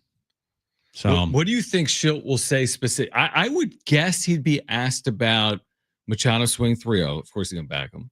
100%. And I would guess he might be asked about Tatis swing first pitch with the bases loaded after back-to-back walks earlier in the game. We can ask Kevin about that. Oh, yeah. Oh, we will.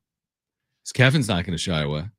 Schilte's going to be like, we fought hard today. Good ball game.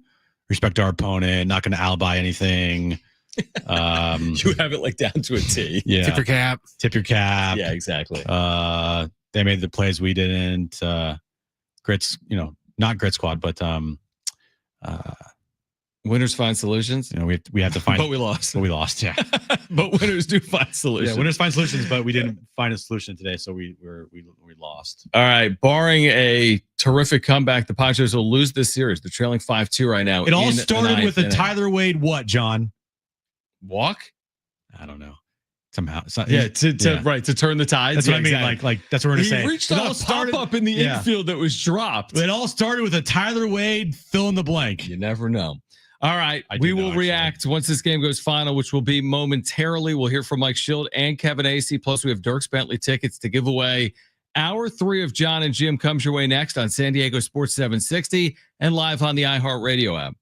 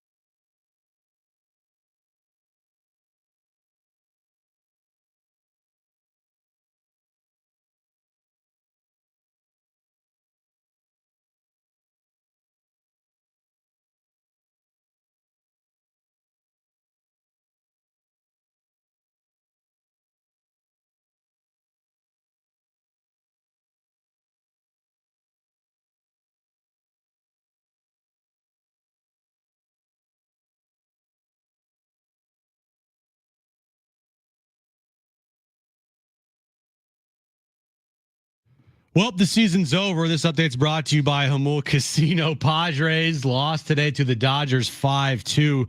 End up losing the series. They have an off day tomorrow before they go on the road. First up, they'll face the D-backs on Friday. And tonight is Game 3 of the NBA Finals. 5:30 tip time in Indy between the Pacers and the Thunder. Players, kickstart your summer of fun with Jamul Casino's Resort Players Party. Saturday, June 14th, score $20 in free play, then enjoy live music, DJs, and best of all, free food. See jamulcasino.com for details and get ready to party, play, and win. Getting you all set for that drive home. Let's just start the show. Here's Jon and Jim. All right, San Diego and Southern California, what's going on? This is hour 3 of Jon and Jim. As Jim just told you, it has gone final. The Dodgers do get the last laugh in this first series of the year between these two rivals. They win today 5-2. We will hear from Mike Shildt momentarily, so do not go anywhere. Mike Shildt's reaction to a Padres loss here on a Wednesday afternoon at Petco and a series loss to the Dodgers. Plus, Kevin Acee will join us next hour. Coming up at 5:30, Padres chased this down with their high-leverage relievers, yet came up empty. The difference, Teoscar Hernandez hit a 3-run home run off Jeremiah Estrada, the first home run he has allowed this year. Padres had opportunities, maybe not a million of them, but bases loaded early for Tatis, flat out first pitch. Later, bases loaded, 1 out, a 2-run game for Arise and Machado. Arise popped out. Machado grounded out on a 3-0 pitch, and the Dodgers, after yesterday, which was a laugh for the other way, Padres won going away, but it is the Dodgers that get that last laugh. At least this week, they win today, Jim 5-2, and we'll hear from Mike Shildt coming up. Yeah, this one stings if you're a Padres fan, for sure. No doubt about it. But if I'm looking bigger picture here, it's not the end of the world. You lost a series to the Dodgers. How many series they've lost to the Dodgers in the last 5 years? A lot. No, this is the first. Oh, really? It's the first one? If y'all remember, they lost the season series by a wide margin in 2022, and they will beat them in the postseason. It will all come down to if they face each other in the bullpen. If they face each other in the playoffs again this year, that's all that matters. That's all that matters. Yeah, I mean, look at last year. The Padres actually won the season series. Does anyone remember that? Dodgers won the World Series. Yeah, nope. So, and you're right, 2022 was the opposite, where the Padres were soundly beaten throughout the regular season by the Dodgers. Nobody gave them a shot, and then they did what they did in the 2022 postseason, and it is June. We said this going into the series. I don't want to hear, oh, you guys are just saying that now that they lost the series. We said going into the series that if the Padres win the series, it's not making amends for October of 2024, and it's not defining 2025. This series doesn't define 2025 for either team. This hasn't made the Dodgers year. I promise you that. And this hasn't sank the Padres season either. What I would say here about the Padres is the same thing I'd say about the Dodgers. Plenty of work to do from the Padres perspective. You know, there's just work to be done. This roster needs improvement. This offense, yes, it was good for a couple of days, but we saw a lot of the things today that we've been talking about for 2 or 3 or 4 weeks here recently. And it doesn't get easier. Arizona this weekend on the road, that's been the house of horrors, so to speak. Dodger Stadium next week. Never easy. They're dealing with the pitching injuries, as are the Dodgers. I mean, it's just a moment in time where the Padres just lost a series to the Dodgers. And how do they respond? There's plenty of work to be done. Trade deadline's coming up, and it is disappointing. I thought heading into today, Jim, I thought the Padres would find a way. I really did. Off last night, the way Randy Vasquez pitched here today, he certainly gave them a chance to win this game. I thought the Padres were heading for a series win today. I was mistaken. And now we'll see what happens on the other side for both of these teams. Another Game that they have a lead in. Think about that. How many games in a row consecutively have they held leads? 11. 11 straight games that they've had a lead in. And they're only 6-5 in those games. They have led in 11 consecutive games. That's un-Padres like with this bullpen. You would think with the lead you're going to win 80% of the time. And they have not done that against these better opponents here over the last week and a half. San Francisco, Milwaukee, and now LA. And they've lost some of these games that they've led in. That's a really good point. Twice this series. Mm-hmm. And 11 consecutive games that they've led in. That's a really good point. And you're never going to be perfect. No, of course not. Never. You're just, you could look at the last 11 games and be like, oh, they led the game 1-0 in the first inning. Right. They're not going to win every time with a 1-0. Hey, Robert Suarez, can you give us 8 here? 100%. So you have to probably look at when they led these games, but still the point remains, like, they've had a lead in all these games and they're only 6-5 in the last 11. Right. And in this series, they had an opportunity. I think Monday hurts more than today. Now you could argue today hurts more than Monday because of what happened and transpired last night. Because now every lame loser Dodger fan is going to be puffing their chest out and being like, see, last night, Dave Roberts, he's playing 4D chess. And you're like, we knew that would happen. Okay. We said that last night. Oh, we 100% said that last night. And I'm already seeing it in the chat. And I'm already going to see it from Padres Last fans. night didn't matter, but today does. Right. Last night's game didn't matter. But today, this was the game we were today playing they for. tried, John. They tried today. We were trying to win this one because last night's game didn't matter. right. At the end of the day, honestly, the truth is the Dodgers won 2 out of 3. And the truth is whatever antics were pulled last night by Dave Roberts, I mean, it's not as simple as it just worked. It's not like they won the season because they won today. They didn't win the World Series today, but I do think it justifies some of his decisions yesterday, if I'm being honest.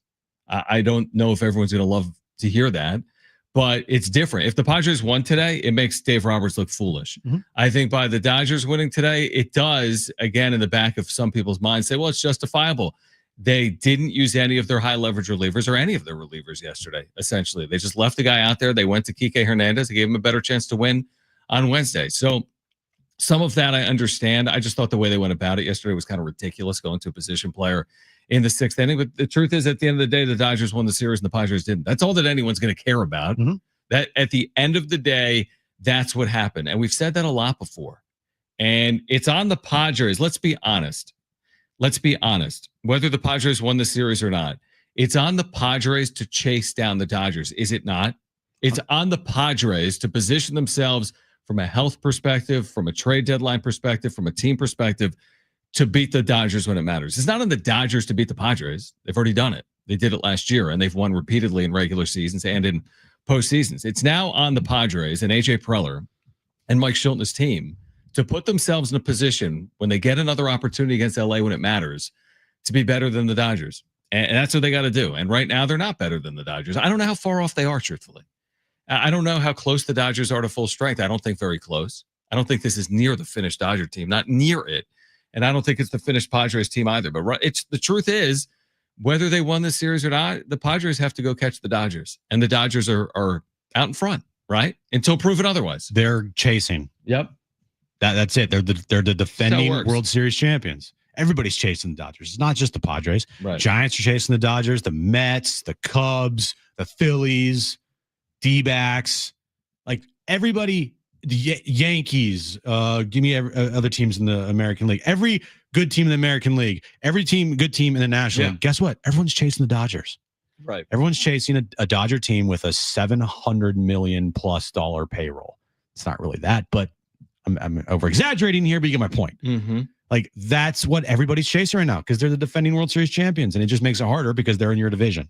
And so the pathway here is not only trying to get over the hump of just making the postseason for back-to-back years, but also getting over the hump of the Dodgers always in your division and potentially going to another postseason run where you're a wild card team and you don't have a first round bye and you don't have those opportunities like the Cubs do and the Brewers do and the Phillies and the Mets where those teams interchange winning divisions nonstop.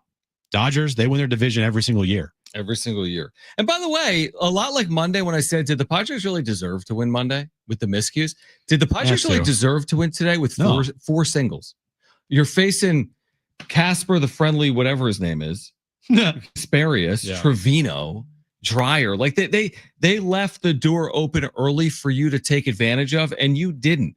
When you have 4 hits in a game and they're all singles, and Tatis continues to be mired in this slump, and Luis Ariz continues not to look fully like Luis Ariz. I mean, are you really beating the Dodgers often with 4 hits, all singles? No, you're going to lose that game 9 out of 10 times, even if Randy Vasquez is good. This isn't about Randy Vasquez only going 4 2/3 innings and Mike Shildt going to his bullpen. You're not going to beat the Dodgers with 4 singles. Like that. That's not the strategy.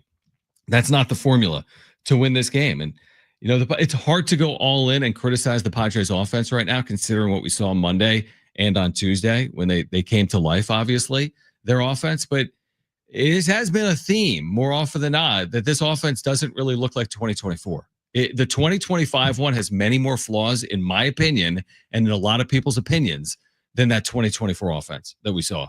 Right? I mean, it's just not the same offense. Doesn't mean they can't get there, but it just is not the same offense by and large. Not every night, but by and large. Yeah. Now, again, like you said, every loser Dodger fan will be in the responses today. And just like this, Dave Roberts effectively punted last night's game to have his bullpen fully stocked for today. It worked to perfection as the Dodgers won today and took 2 of 3 in the series. But yeah, he looked like a clown, all right. But couldn't they have just won yesterday and still won 2 of 3 in the series? So what was the advantage to win today as opposed to yesterday? They're both worth 1, right? Neither's the money ball in the 3-point contest where one's worth 2 and one's worth 1. They were both worth 1. He won 1 and he lost 1. I don't think it better positioned him. He could have just tried to win yesterday. They're both worth 1 win, you know? Mm-hmm. So, no, I mean, listen, people are drawing lines in the sand. You're not going to convince Padres fans otherwise of what happened yesterday with Robertson. You're not going to convince Dodger. No. We're not going to be able to convince Dodger fans that what Dave Roberts did last night was Bush League, even if it was. Right. No, it was Bush League. Agreed. And if the Padres did it at Dodger Stadium and Schilt was pitching Tyler Wade for 4 innings last night at Dodger Stadium, Dodger fans would call Bush League. But it's up to the Padres to make sure that what Dave Roberts did last night backfired. That's right. And guess what? It didn't. Last laugh goes to Dave Roberts. Last laugh goes to all these loser Dodger fans. That was my fear last night. Yeah. Because we knew that what's the word I'm looking for? Like what the Dodgers did was outside the realm of what teams should be doing in the major leagues, right? They were bending the rules a little bit to their advantage. We said, because they're doing that, make sure to take advantage tomorrow and not let them get away with it, so to speak. But the Padres didn't. So, and it goes back to again, I mean, at the end of the day, the Dodgers won the series. No matter how they won the series, they won the series. It doesn't really matter what happened yesterday because the Dodgers still won the series, is what I would say. So the last laugh does go to LA in this random June series against the Padres, and we'll see what happens next week when they meet again for 4 games. Yeah, it is what it is. You move on. It's just it's a bummer. It sucks. You just got to wear it. You just got. Well, remember, when we wore it for 6 months. Yeah, I know. Everybody wore it after 24 consecutive scoreless innings, and oh, by the way, they went on to win the World Series. And now you got to wear it after this series as well. Now, the good thing is you do play them at Dodger Stadium next week to get some hopeful revenge. But it's you got to show up. It's a 4-game series in a Dodger Stadium. It's not going to be easy. None of it's going to be easy. And by the way, for those that are, and again, you're not going to convince Dodger fans otherwise. You're not going to convince Padres fans otherwise. What happened yesterday at Petco Park and the way they went to Kike Hernandez in the 6th inning, be honest with each other. Like if you're looking at yourself in the mirror, you don't use position players in a 6th inning. Dave Roberts said postgame he referred to it as awkward. He called the situation awkward, turn it to Kike Hernandez in the 6th inning. I mean, come on. There are Dodger fans at Petco that drove 2 hours each way or more, or 3 hours each way. They spent $300 for tickets. They're watching Kike Hernandez in a 10-run game. Give me a break. That's what you want to see as a Dodger fan. But it was 4D chess because they won the series. They could have won the series by winning either of the 2 games, folks. They just happened to win today. What does that have to do with not winning yesterday? We'll hear from Mike Schilt on the other side. We'll react to your calls as well. 877-767-4760 if you want to weigh in. We'd love to hear from you. 877-767-4760. Dodgers do get the last laugh here in June at Petco. Call us if you want to react. 877-767-4760. We'll hear from Mike Schilt on the other side. Do not go anywhere. This is Jon and Jim, San Diego Sports 760, live on the iHeartRadio app.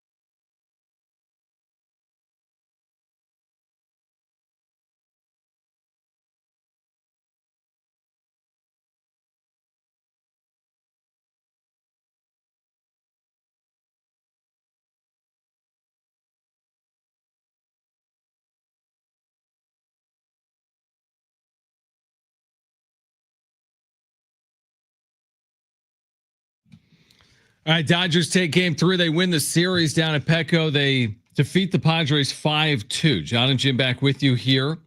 San Diego Sports 760. Kevin Acee, by the way, will join us at 5:30. Our Padres Insider. More reaction. We want to hear from you as well. Phone lines are open. 877-767-4760. We'll get your calls coming up if you want to hang on the line or call in. 877-767-4760. But let's hear from Mike Schilt. This was immediately after the Dodgers winning today down at Petco 5-2. Mike, what did you think of Randy today, and what were some of the factors that went into the decision to lift him when you did?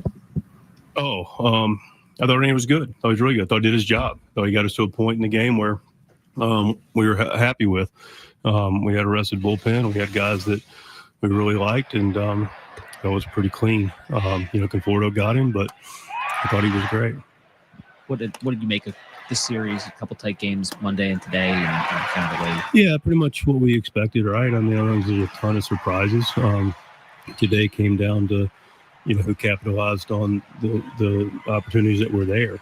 Morejon came in, did a great job to finish out Ohtani, and but we had a misplay and a walk that preceded Hernandez's swing, and they walked 6, and we couldn't overly capitalize more than we did the one Maldi at bat. So they gave us opportunities. We gave them a few opportunities. They just capitalized a little bit more. That was sort of my next question, but the Teoscar home run, I imagine the 2 at-bats preceding that are kind of bigger than the home run itself. Yeah, that's exactly right. I mean, the homers are going to happen, and listen, let's don't minimize that. It's always easy out there, and guys earn their walks, and they're men, not machines. But the fact of the matter is that's what the game comes down to a lot of times, especially close games against good teams. So the comebacker on, and then the walk, and then you put yourself in harm's way, and when you get harmed, and there's guys out there, now it's a little more damage, harder to come back from. You're about halfway through this stretch of 26 games in 27 days. How do you feel like the pitching staff overall has navigated a busy couple of weeks? They've done great. They've more than held their own. We've done, to AJ's point a little bit, we've, done our best we can to put the guys in the right spots. And for the most part, we've been rewarded for that. And they've pitched really well. And, as far as the big picture, it was just the pitching, though. You were asking about more of the pitching. Yeah, I think guys have done their part, and we've had some guys step up. It's good to see Morgan get out there today and come back and get his guy. It's a good sign. Reynolds is throwing the ball well. Yuki's throwing the ball well. So we're running out with different guys contributing than the 4 guys that, we've used to bring games home with. So we've gotten more than, every bit of what we could expect from Bergert, and Colwick's done great. And like I said, Randy, he gets to right the 5th today against a tough team, and gets to the lineup twice, and, leaves with the, tie game. Done his part. Dylan, yesterday was really, really good, and Nick's been good overall for the most part. So pitching's held their own for sure. What's the next step for Darvish? For Darvish, looks like he's going to go to Arizona, and then I don't know whether it's at the complex or, it'd be his decision, probably more likely the complex, but he'll get some form of simulated game. Any clarity with King? No, not really. He has gone and seen some specialists, and, we do have a better idea of what we're dealing with, but that is also, like certain things medically, there's no absolutes, right? You get different opinions, and, so Hack and our rehab guy, Scott Hacker, is phenomenal, and Rogo, our medical team, they're great.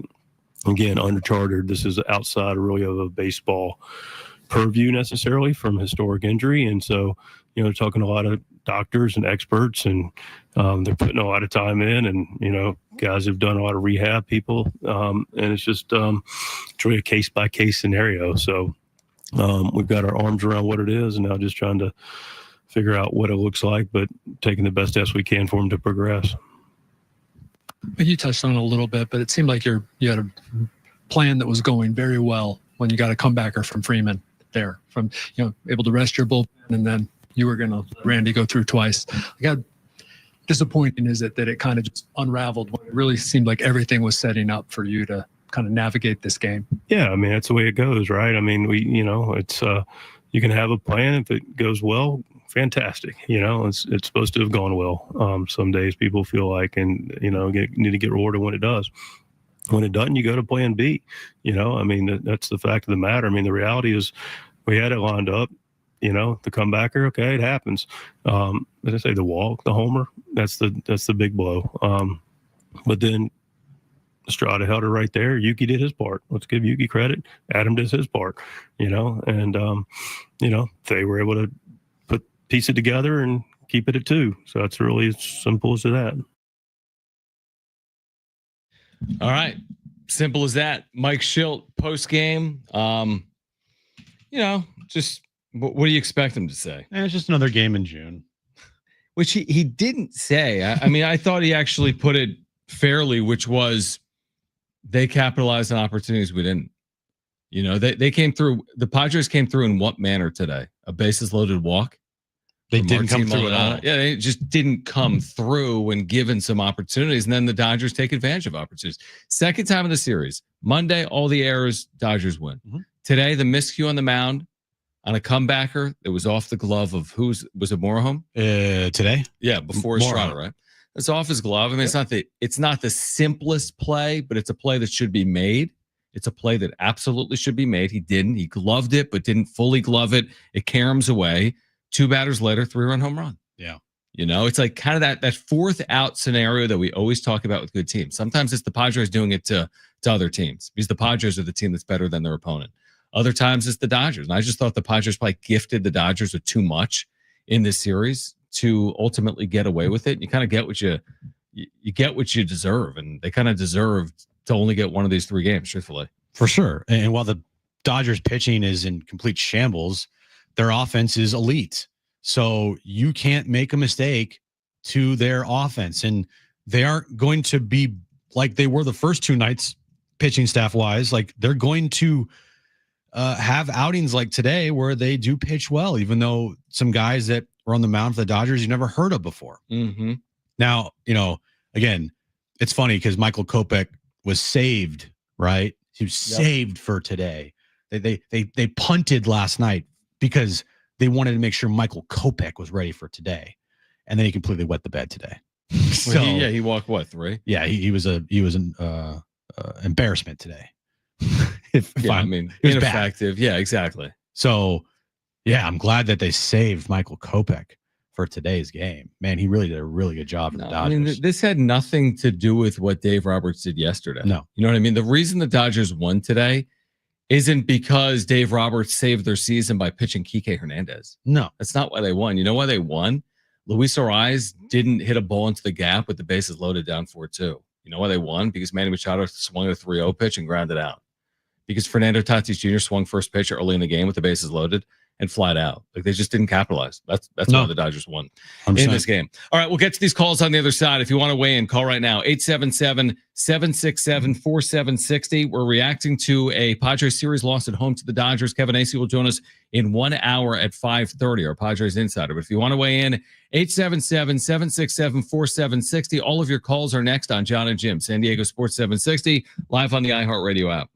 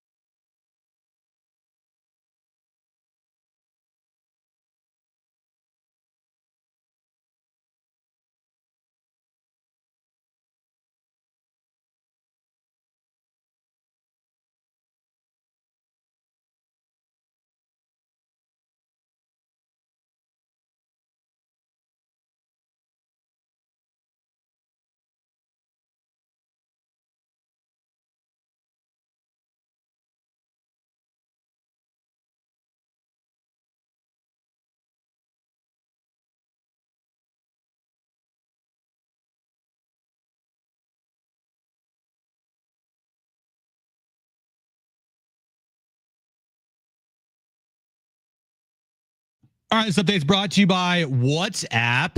Padres Dodgers today. Padres lose the final game of the 3-game series to the Dodgers 5-2. They have an off day tomorrow before they start a 7-game road trip. First up, they will face the D-backs on Friday night in Arizona. And then game 3 of the NBA Finals tonight, 5:30 tip time between the Pacers and the Thunder. That series is tied up at 1 game apiece. Wondering what a personal message with your credit card number has in common with way too many pictures of your dog? Well, they're both private, because on WhatsApp, your personal messages are yours, no one else's.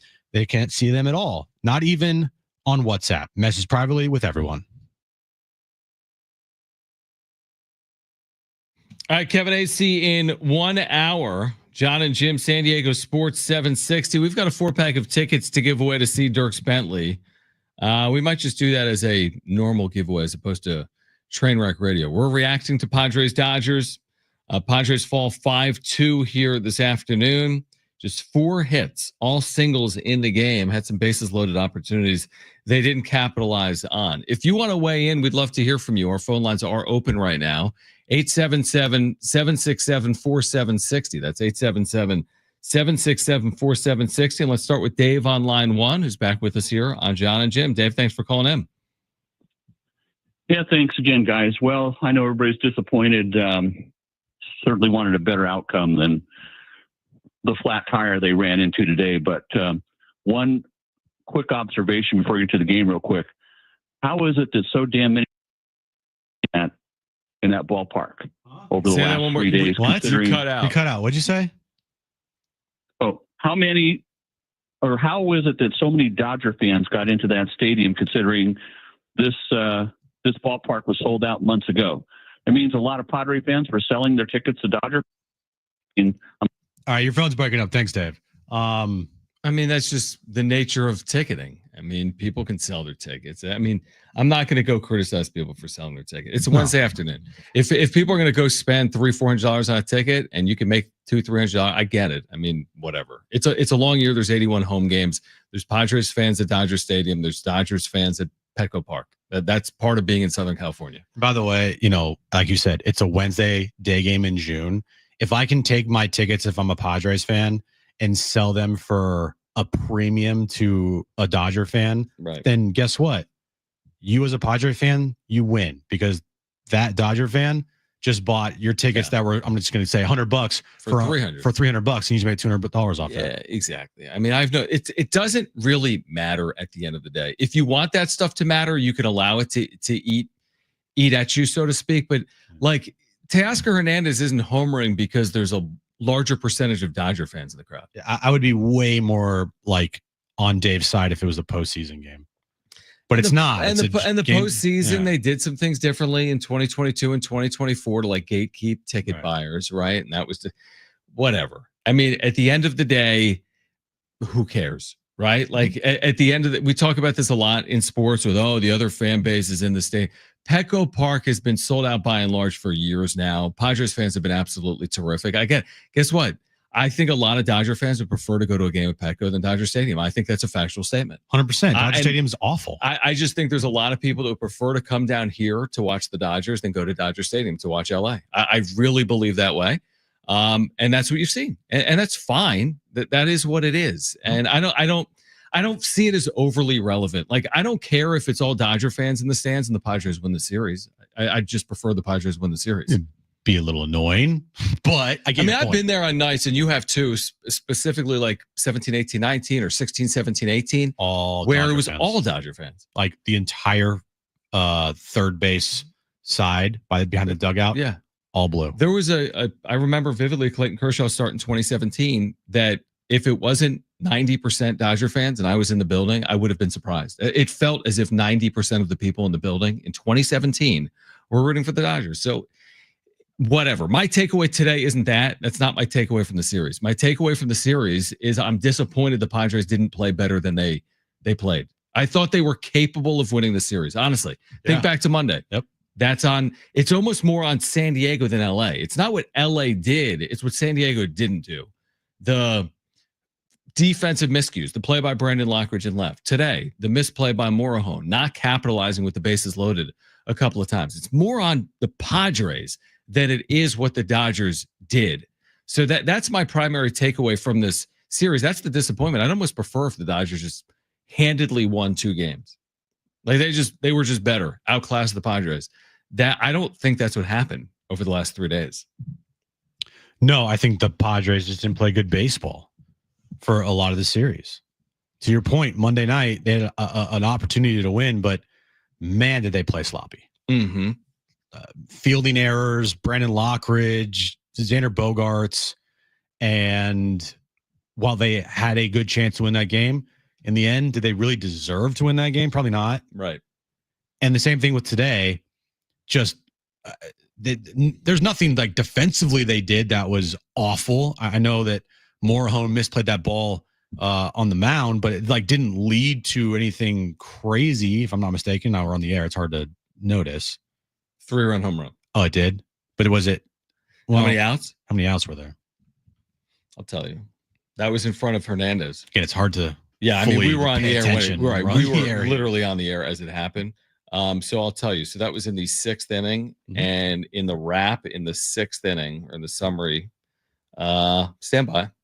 In the 6th, standing by, top of the 6th inning, it was strikeout, single, walk, homer. There was 1 out. So you're right. That alone wasn't the difference between 3 runs and no runs. It was probably the difference between 3 runs and 2 runs. Probably. You know. But how about this? How about not give up a 3-run homer? Right. You know what I mean? And again, this is something we talked about. Like, at the end of the day, let's be honest with each other. I mean, the Dodgers lineup is formidable. The Dodgers lineup is very good. And we said heading into the series, at some point, you're going to have to keep pace. Mm-hmm. And for a couple of days, they kind of kept pace by scoring, but they didn't today. I have a suggestion. Yeah. I'm listening. How about the Padres, when there are 2 men on base, have a player hit a ball that goes over this wall out in center field where they end up having 3 runs on 1 swing of the bat? Now, how does that happen? Well, let me ask you something, and I'm dead serious. In the 11-1 win yesterday, did they homer? Did they hit a home run yesterday? I don't think so. Did they? And did they hit a home ron in the 8-7 loss? You know, they all get combined. No, they did homer yesterday. Martin Maldonado. That's right. So Maldonado homer. And what about game 1 of the series on Monday? I don't believe they did homer on Monday, unless I'm mistaken. Which we've been before. They did not homer Monday. Okay. They homered yesterday. And then they hit the home run for Martin Maldonado, which you're not relying on Tuesday. Yeah. And then they didn't homer. So that's the larger conversation as well, where LA can really bail itself out. Obviously, Shohei Ohtani's going to hit 50 home runs. They have 3-run homer power up everywhere and down that lineup. And the Padres, in theory, have 3-run homer power, except we're 70 games in and it hasn't proven to be true. But like, when's the last time they hit a 3-run home run? Like, well, they haven't hit a 4-run home run this year. Well, they've rarely hit 3-run home runs this year. They've hit a couple of them. But that's something that it's lacking right now with this team. The power, you know, it just solves so many issues. If you're down 2 runs, you can just hit a 3-run homer at any moment. Here's another great point, and I hope, Darren, you're cool with me. Darren is texting me right now just about, because the call about the fans back and forth. It's like, better question. I completely agree with him. It's like, why is this a day game? Padres are off tomorrow. LA's going home next week. And the reason the points are really valid is next week when the Padres are at Dodger Stadium, it's 4 night games.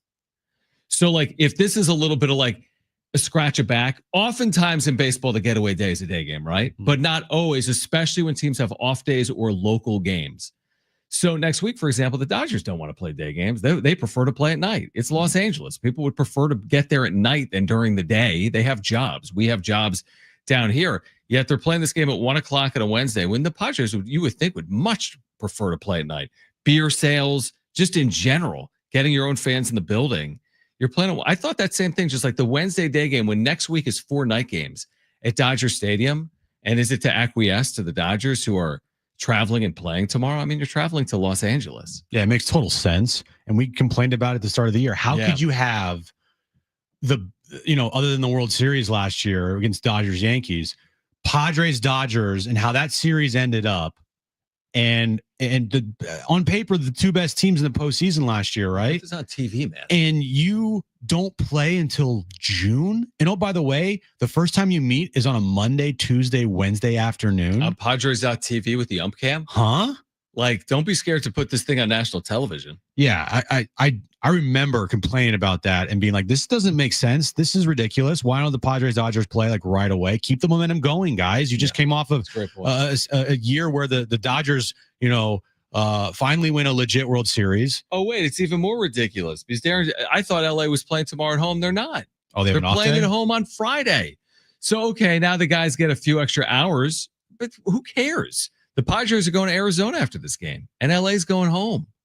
So that is perplexing that you're playing a day game against the Dodgers for no reason other than you're just playing a day game against the Dodgers. Let's go back to the phones real quick. John has been patient. John, thanks for calling in. You're on with Jon and Jim. What's on your mind? Hey guys, I appreciate your phone call, man. Love you guys. I watch you guys. Thanks, John. Yeah, just a kind of a general comment. I'm 37 years old. I grew up watching, the Padres, the San Diego Chargers, and what concerns me about this organization and just kind of San Diego sports in general, just the systemic kind of losing when you need to win. I mean, I know it's June. But I think that this was a must win, just to showcase what we're capable of. And it seems like whether it was the Chargers, whether it was the Padres, it's just when it comes down to it, they can't just, take it to the next level. And, as I grow older, I find myself getting more frustrated with, the San Diego sports organizations in general. And it's just, I hope, I'm just waiting, hoping for that breakthrough moment, I've yet to discover with San Diego sports, whether it was Nate Katy missing that field goal or Phillip Rivers fumbling on the 1 yard line against Kansas City, or, San Diego State, missed, second place against, was it UConn, or just, the Padres going scoreless in 24 innings. I'm just waiting, man. I'm patiently waiting, and I appreciate you guys. You guys still give me hope, and just a general comment, man. I just, hopefully one day the San Diego can break through, through these struggles they seem to have. When it matters, when all eyes are on them, the lights are shined on them, and it just, they can't do it for whatever reason. We appreciate you, John. Thank you for the support and for calling in. I mean, I understand the sentiment.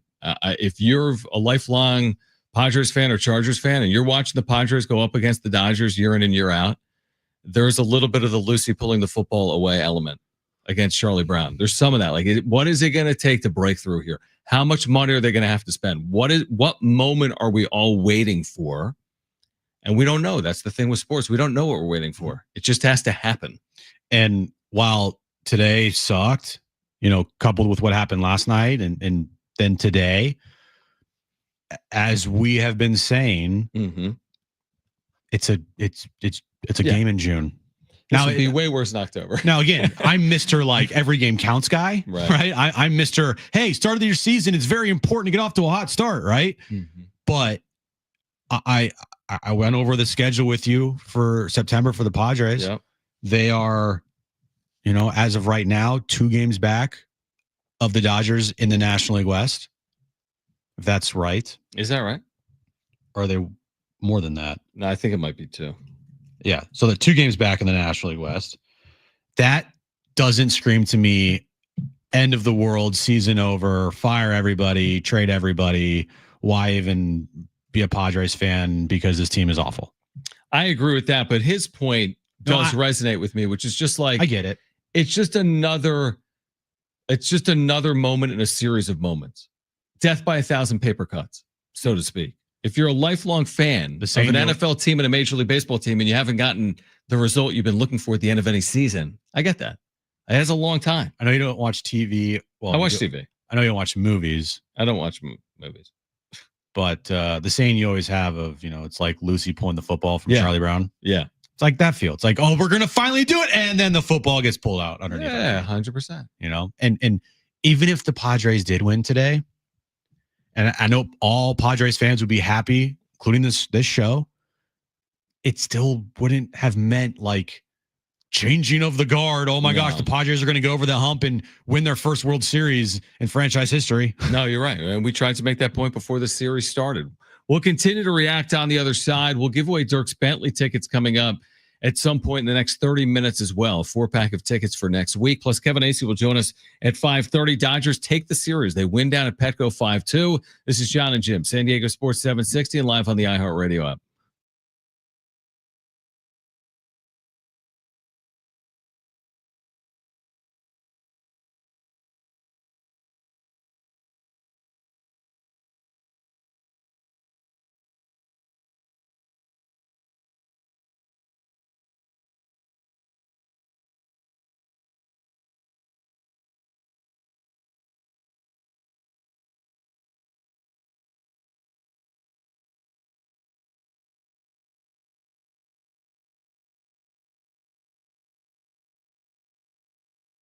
Hey guys, it is Jon and Jim again for the all-new Jamul Casino Resort, the Players Place. Get there this weekend. In fact, Saturday night they've got the Players Party. It's an annual event to kick off summer. Listen to this: $20 free play for all, 6 a.m. to midnight. Free food for everyone, 11 a.m. to 3 p.m. in Jive Lounge. You're not going to want to miss it. Join them Saturday to start summer off right. And Sunday, it's Father's Day brunch at Prime Cut from 10:30 a.m. to 3:30 p.m. You can show Dad just how much he means to you with a decadent brunch at Prime Cut featuring lobster tails and hand-carved prime rib. Make his day extra special with a meal he'll love. Also, this weekend, you can catch the Padres out at Jamul, NBA Finals, NHL Stanley Cup over at Tony Gwynn's Sports Pub, where fandom meets fantastic. It's all available for you at the all-new Jamul Casino Resort, the Players Place.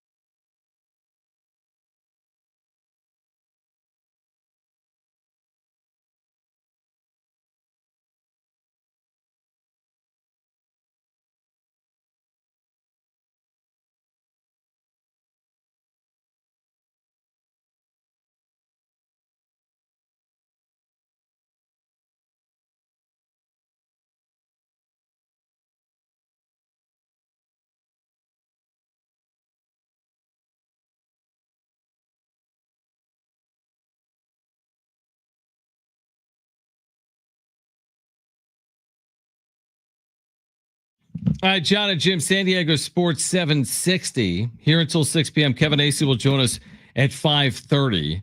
I do like the way Jim has been positioning it, because I completely agree that, like, and my name is Jim, Mr. and I'm positioning in it. You're Mr. Perspective right now, which is like, let's take a step back for a second. It's June 11th.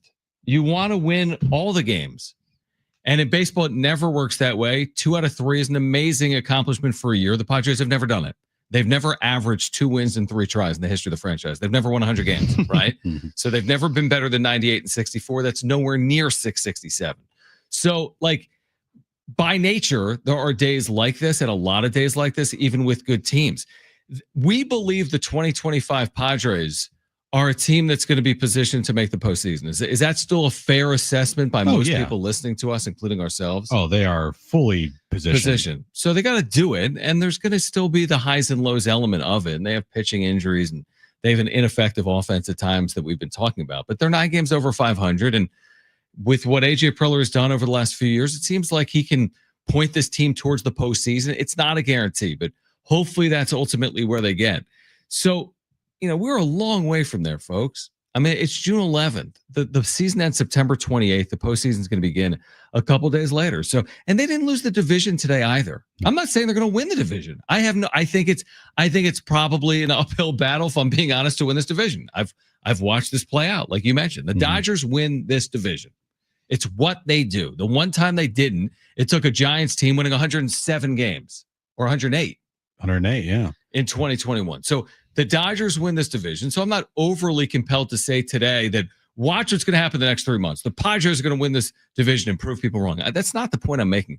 The point I'm making is there's a decent shot the Padres are in the postseason. There's a decent shot these teams look different in 4 months. And let's see what happens then. And I do think the onus is on the Padres to position themselves to get over this hump. Yeah, I never thought coming into this series, measuring stick series. No, I didn't think it either. Like for either team. For either team. Yeah. Going up against the best, like Padres are dealing with a bunch of injuries to their rotation. Dodgers are dealing with a bunch of injuries to their rotation. These teams are going to look completely different by maybe this time next month. Who knows? Mm-hmm. But these are not the finished products of these teams at all. At all. If anything, the only thing that I felt out of this series was it's a rivalry, and tensions are heightened, and fan bases tensions are heightened, as we see on social media, and a lot of people kind of get on edge when you face the Dodgers because of how much you despise that franchise and fan base. So that to me was the only thing that was like bigger than it was in this series. Was its tensions are ratcheted up, ballpark atmosphere is playoff like, but the results of the game weren't going to sway me into, season over or, oh my gosh, we better get ready for the World Series run. Right. And also at the end of the day, we all know that as we always talk about it from a Padres angle. Of course, we're in San Diego. We talk about upgrading left field or upgrading the bench or the bullpen or the rotation. Also on the other side of that coin, no matter what happened today, is the possibility of Shohei Ohtani pitching, or Tyler Glasnow returning, or Blake Snell returning, or Roki Sasaki returning, right? Like the same thing the Padres are dealing with, the Dodgers are dealing with. And listen, the Padres can go out there tomorrow, Jim, and go get Luis Robert. I don't know if it makes them better than the Dodgers, So, yeah. And that's probably a separate conversation. It's not as simplistic as that. Like, go get better than the Dodgers tomorrow or else. We don't know how this is going to play out. But I do have that thought in the back of my mind that the hill is a significant one to climb when you're talking about if these two teams match up again in the, 4 months from now. Yeah, postseason's all that matters. If they face each other again in the postseason and this happens, then we got problems. And we don't know with the postseason. It's so unpredictable. Yeah. But go and win a series in Arizona. Yep. Like, go take advantage of an Arizona team that's dealing with some stuff right now. And, they just lost Corbin Burns for the year. So go, take care of Arizona this weekend. Mm-hmm. Easier said than done, but still. And then 4 games against the Dodgers next week. We are right back into the tensions being high. We're right back into trolls. We're right back into loser Dodger fans. Like, we are right back in it because that's just what right now these two teams bring out of the fan bases is this vitriol towards each other. And we see it. Like, we live it. I mean, it's so funny how Dodger fans think that I care about anything that they say, that it affects me at all. But you know what? That's what's going to happen in these series. Yep. Is Dodger fans and Padres fans included are going to be at each other's throat. Every win for each team, either way, it's just pile on, especially with all these Dodger fans. And Padres fans are no different when I'm not saying no different, but right. They're going to push back. They're going to push back too. The other way. Yep, yeah, absolutely. And as they should. Dodger fans think you were up till 2 a.m. Monday night because the Padres lost, when in fact you were trying to buy Pokemon cards. Dude, 100%. Okay. I could have cared less about what any Dodger fan said to me on Monday night than Dodger fans. Yeah. And here's if there's a real bright spot here, and this is real. This isn't just me saying it. If there's anything to take away from these 3 games, it's Dylan Cease. If there's something that you can actually take away here, if someone tells me Dylan Cease is going to return to that form moving forward, I'll sign up, because Dylan Cease plays a large role, a huge role potentially in the Padres getting to the postseason and advancing the postseason. What we saw from Dylan Cease yesterday was super encouraging. That to me is a primary takeaway. Of course you want to win the series, but the way Dylan Cease pitched yesterday, if there's any one really big positive takeaway for me over the last 3 days, it is Dylan Cease, who they will absolutely need in the second half of the year. I just want to address the YouTube chat real quick. But you don't care. No, I really don't. I'm just telling you, like I want you guys, all Dodger fans, to continue to think that I care. And I know you're like, oh, Jim, if you didn't care, you wouldn't talk about it so much, blah, blah, blah. Well, I have a radio show and I have to talk for a living, so I'm going to talk about it. All right. But like, I don't think they understand. And you know, John, trust me, like, I literally don't care. It's so funny. Smashing Blumpkins sure sounds like you care. You know what I'm going to do? You know what I'm going to do during the break? Yes. Instead of being sad and upset that Dodger fans are trolling, I'm literally going to be looking for Pokemon cards on eBay because I don't care. And you should pick one up. You should. I know. You should pick one up. I know. All right, we're going to hear from Kevin Acee at 5:30. We want to hear from you. Our text line is open 70470. Start it with the word team. We'd love for you to call in 877-767-4760. Dodgers win the series. They take this getaway day at Petco 5-2. We'll continue to react over the next hour until 6 p.m. Plus, we have Dirks Bentley tickets to give away. We'll do that in the 5 o'clock hour. Stay with us. Jon and Jim, San Diego Sports 760, live on the iHeartRadio app.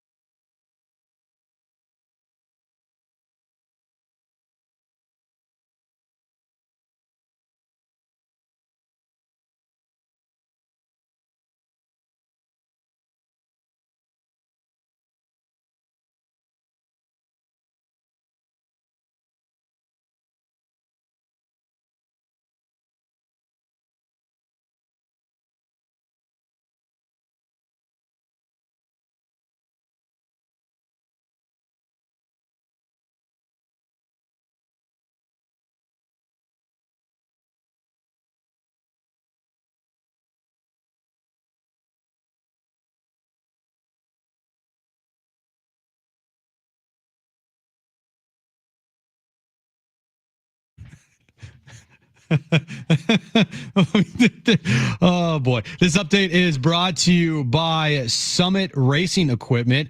Dodgers beat the Padres today in the final game of their quick 3-game series down at Petco Park. Padres have an off day tomorrow before they start a road trip through Arizona and LA starting on Friday night. In the NBA Finals, Game 3 tonight in Indiana.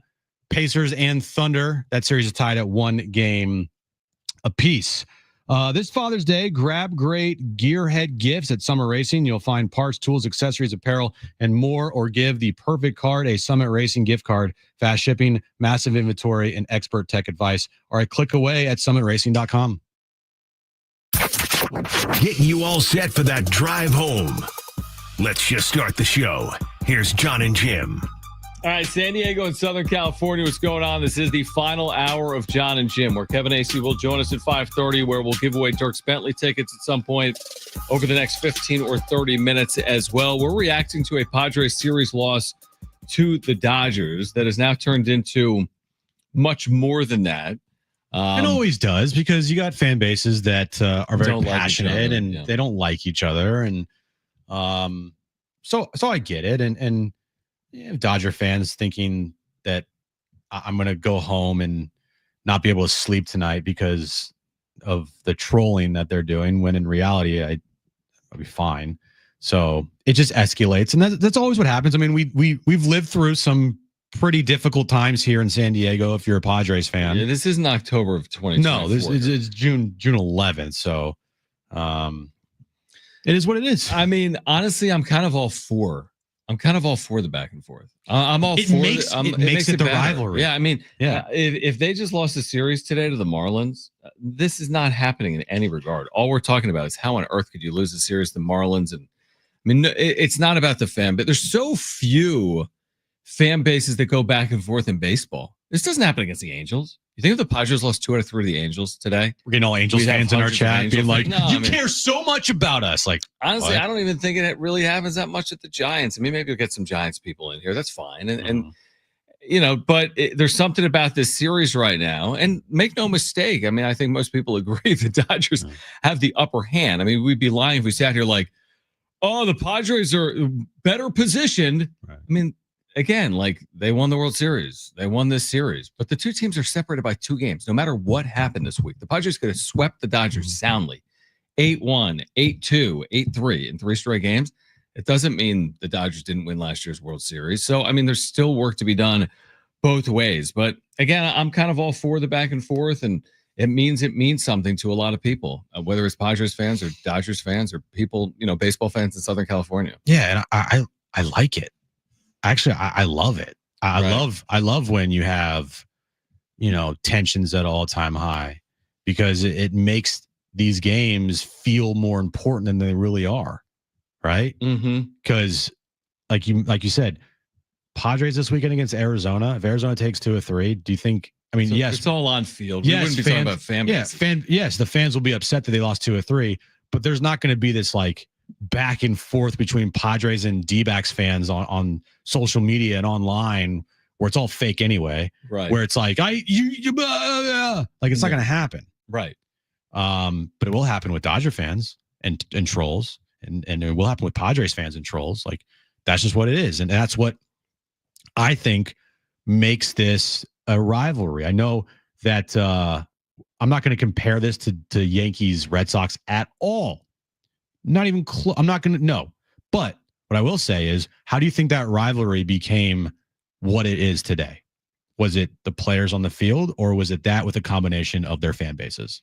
It was all the dynamics. I mean, honestly, I think it stems from like the Ruth trade and the curse. Oh, yes, of course. I mean, but yeah, it's all of it. It's not just on field. It's off field. It's the fan bases. It's the vitriol. But without one of those things, it doesn't become the rivalry it is today. And the fans play a huge role. Huge role. Now the players have to perform, and they have to do their job and do their part to turn it into a rivalry. Can't just have it one-sided here. But the fans play a huge part of it. So going back to Padres Dodgers, yes, both teams have had success against each other in the postseason, with 2022 with the Padres and then last year with the Dodgers. But the fans are such a big part of this now, which has elevated into the rivalry it is today. Which, to bring it full circle on Maryland Betts on their podcast, is why I had a problem with it. I know. And not to make it bigger than it is. It's not a big deal. It's not going to be widely discussed. It's not going to lead SportsCenter, and it's not going to be in the UT. But we talked about it last year with Tatis and Betts doing a podcast the day after the Padres clinched a playoff spot with a triple play. That was curious. This week, it's Jackson Merrill and Mookie Betts doing a podcast which to me is just the only reason it's just not in line with the way the fan bases treat the importance of these games. It runs counterintuitive to that. So it is what it is. It's not going to impact either team either way. But again, there's so much vitriol here, man. I mean, that's all we've been dealing with for 3 straight days. Right. At Petco Park, online, social media, Jon and Jim wrap-up show. So, like, if it means that much to the fan bases, hopefully it means that much to the players as well. Although we know it doesn't. It doesn't truthfully mean the same to the players like it does to the fans. Now, I do have a question about that podcast yesterday. Yeah. How can that podcast, now it was posted 8 hours ago, so it was posted today. Yeah. All right. And it will get a good amount of views, but how does that podcast on the Bleacher Report YouTube channel with 4.62 million subscribers right now only has 13,000 views? It's not a big number, right? I mean, you got a MVP in bets. You got Merrill, who is an all-star. You got Padres. Again, I just don't know if people are looking for that type of content, truthfully. I mean, it's not that it's no one. I mean, that's a lot of views for something like what we do, but you're talking about like a future Hall of Famer in Mookie Betts, right? There's not a lot of conversation with baseball players. LeBron and KD, you're getting views on YouTube. Patrick Mahomes with Terry Bradshaw, you're getting views, right? Yeah. Baseball, way more localized. You're not going to get a lot of New Yorkers tuning in for the Betts Merrill podcast. Or you're going to get New Yorkers tuning in for the Mahomes and Burrow podcast, for example. Because baseball is a regional Super sport.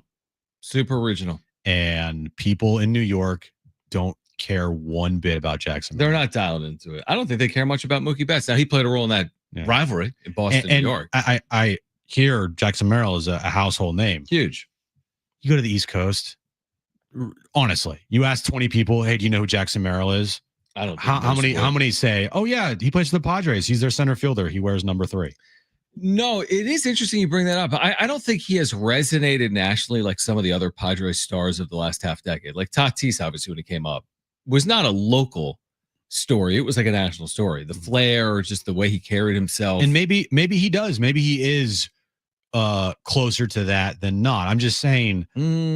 I don't think he is. I don't think so either. I'm just saying maybe we're wrong. I don't know in the future, but I mean, maybe this helps. Maybe on a podcast with Mookie Betts on the Bleacher Report YouTube channel with 4 million subscribers helps.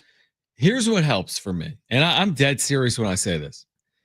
Like, we should get back to talking about this, even though it's a little bit like, again, ad nauseum. Fernando Tatis Jr., man, way past time. Like, wake up. Oh, we're going back to this now? But Jackson Merrill, you've hit 5 home runs. It's like you want to resonate, and how about a little less podcast and a little more batting cage? And I don't want to say it as simple as that because Merrill's had a nice year. He has. But it is time, like you said earlier, the Dodgers have a lineup that is fully capable of running into a 3-run home run. The Padres do have that lineup too on paper. But they got to go do it on field with the Machado's, Tatis, Merrill, Sheets in there. Like, they got a lineup in there that should be hitting 2-3-run home runs more often than they have been. They just hit 1 home run, to your point, in a 3-game series against the Dodgers. Like, that's what I'm more concerned about. When does Tatis awaken? When does Merrill look like the Merrill we saw the first 10 days of the season? It's time to get going. We're in the middle of the year. I don't want to talk about it all year.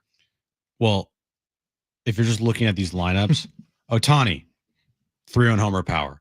Betts, yes. Freeman, yes. Will Smith, yes. Teoscar Hernandez, obviously, Absolutely. yes. Max Muncy, yes. You're right. And then you go to the Padres lineup. Tatis. We say yes. Arise, no. Manny, yes. Merrill, yes. We would say. Sheets. I think we'd say yes this year based on what we've seen. Bogarts, no. Cronenworth, no. Iglesias, no. Wade, no. Maldonado, no. Diaz, no. No argument for me. Dodgers lineup is better. No, there's no argument there. I'm just saying. I'm just like pointing out. Jesse Rogers told us the other day he thought that the Padres lineup was overrated. He did. And the more you look at it, take away the names, I think that's closer to the truth than not.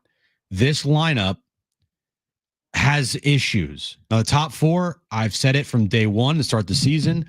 I really like their top 4 in the lineup. Tatis, Arise, and and before we thought Arise was going to be the leadoff hitter, but still, Tatis, Arise, Manny, Merrill.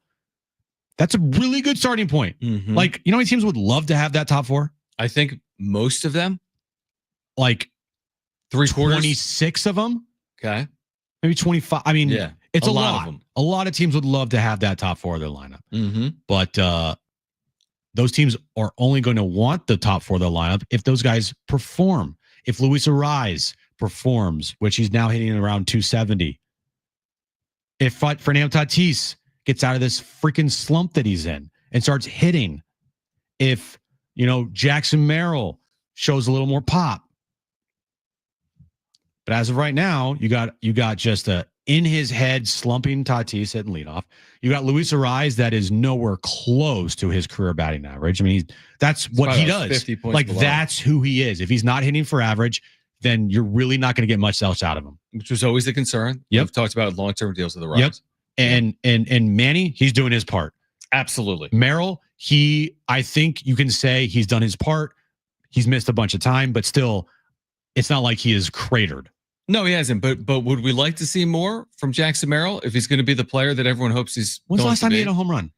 He's hit once since coming back. Okay, so it's been a while. Yeah, potentially. But listen to this. This is as simple as I can say it. LA, 105 home runs. Okay, speaking to the lineup that Jim talked about, that's the second most in baseball. You know who leads baseball? Obviously, the Yankees with that short porch and Aaron Judge.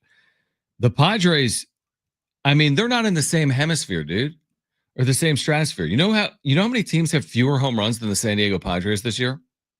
3. The Pirates, the White Sox, and the Royals. Those are the only teams with fewer home runs than the Padres. Let me say that again. The Pirates, the White Sox, and the Royals are the only teams in baseball with fewer home runs than San Diego. San Diego's hit 57 in 67 games. You better have the best pitching staff in baseball to go win a World Series hitting 57 home runs in 67 games. You better win everything 2-1 and 3-2 all year long. Yep, that's a huge problem. So again, it's not the only defining stat of a team. It's not like you have to lead baseball in home runs to win World Series, but can you really be 28th in the sport in home runs? Got to be better in that area. Have to be. And that starts with Tatis, truthfully. Oh.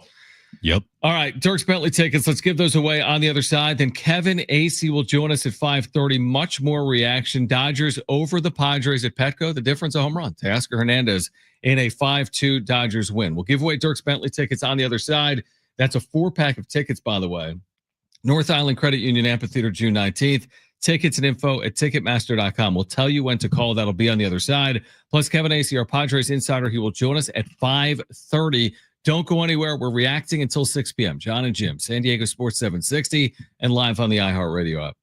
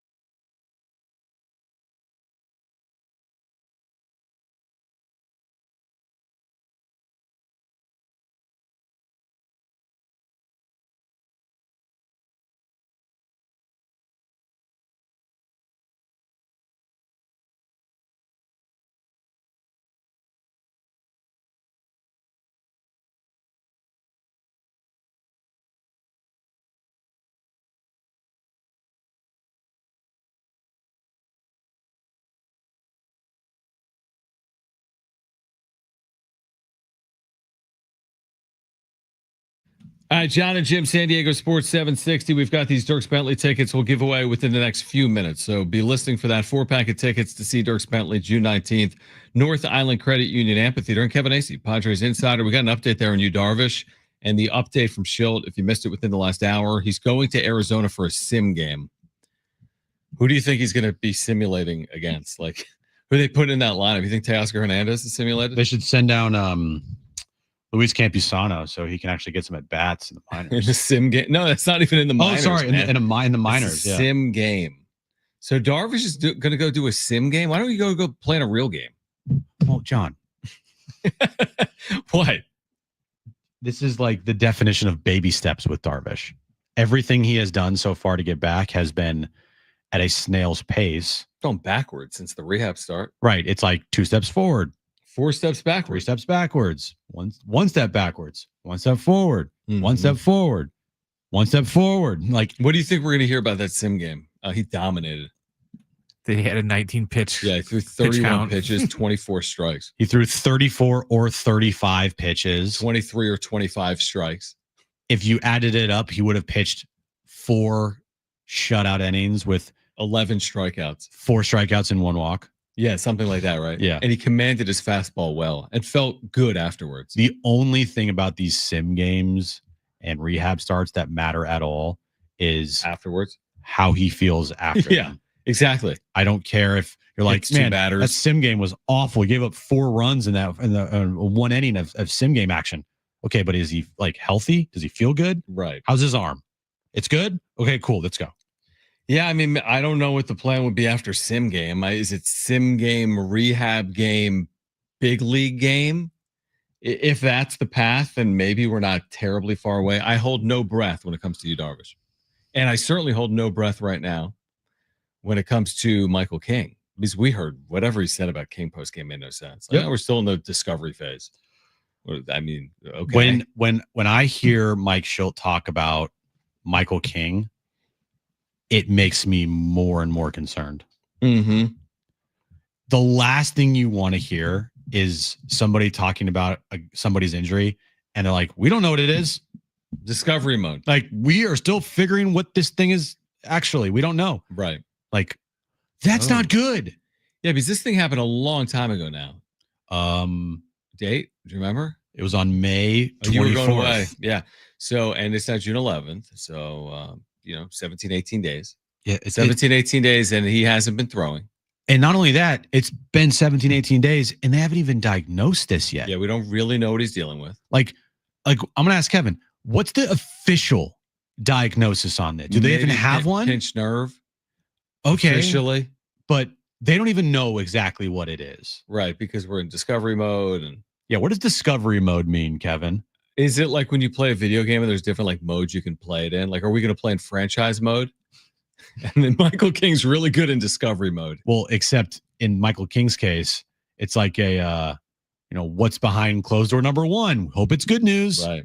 I mean, remember, that's discovery mode with Michael King right now. Well, within the last week, it was Marty Caswell who asked him, will you pitch again this year? And he scoffed at it. I mean, he said yes. I mean, not just said yes. He said it was a clown question. Question, Marty. And laughed. He wasn't saying it with seriousness. He wasn't trying to be rude, I don't think, to Marty. But he was certainly confident based on that reaction that he would be back.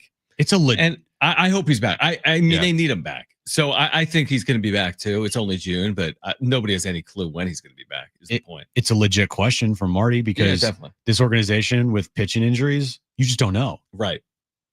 And now it's on the record, and I hope it doesn't come back as a old takes exposed, like Michael King's out for the rest of the year when he told Marty, of course I'm going to be back. Clown question, bro. Right. You're like, we don't even know what you're diagnosed with, bro. Right. So exactly. And I know we've asked Kevin this a couple of times, like, is Tatis hurt? And he's not. And like Kevin has asked him that like firsthand, like, are you hurt? And he's like, no, this has nothing to do with my health, my struggles. But someone then give me the explanation here. And I think Kevin actually wrote within the last 24 hours, like, is Tatis turning it around? And I get it. Like, everyone's looking for signs of life from Fernando Tatis Jr., right? Had a couple of productive games against the Dodgers, right?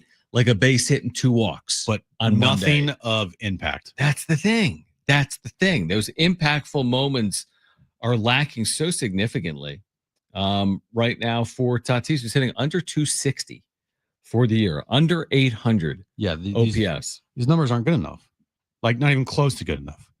He is.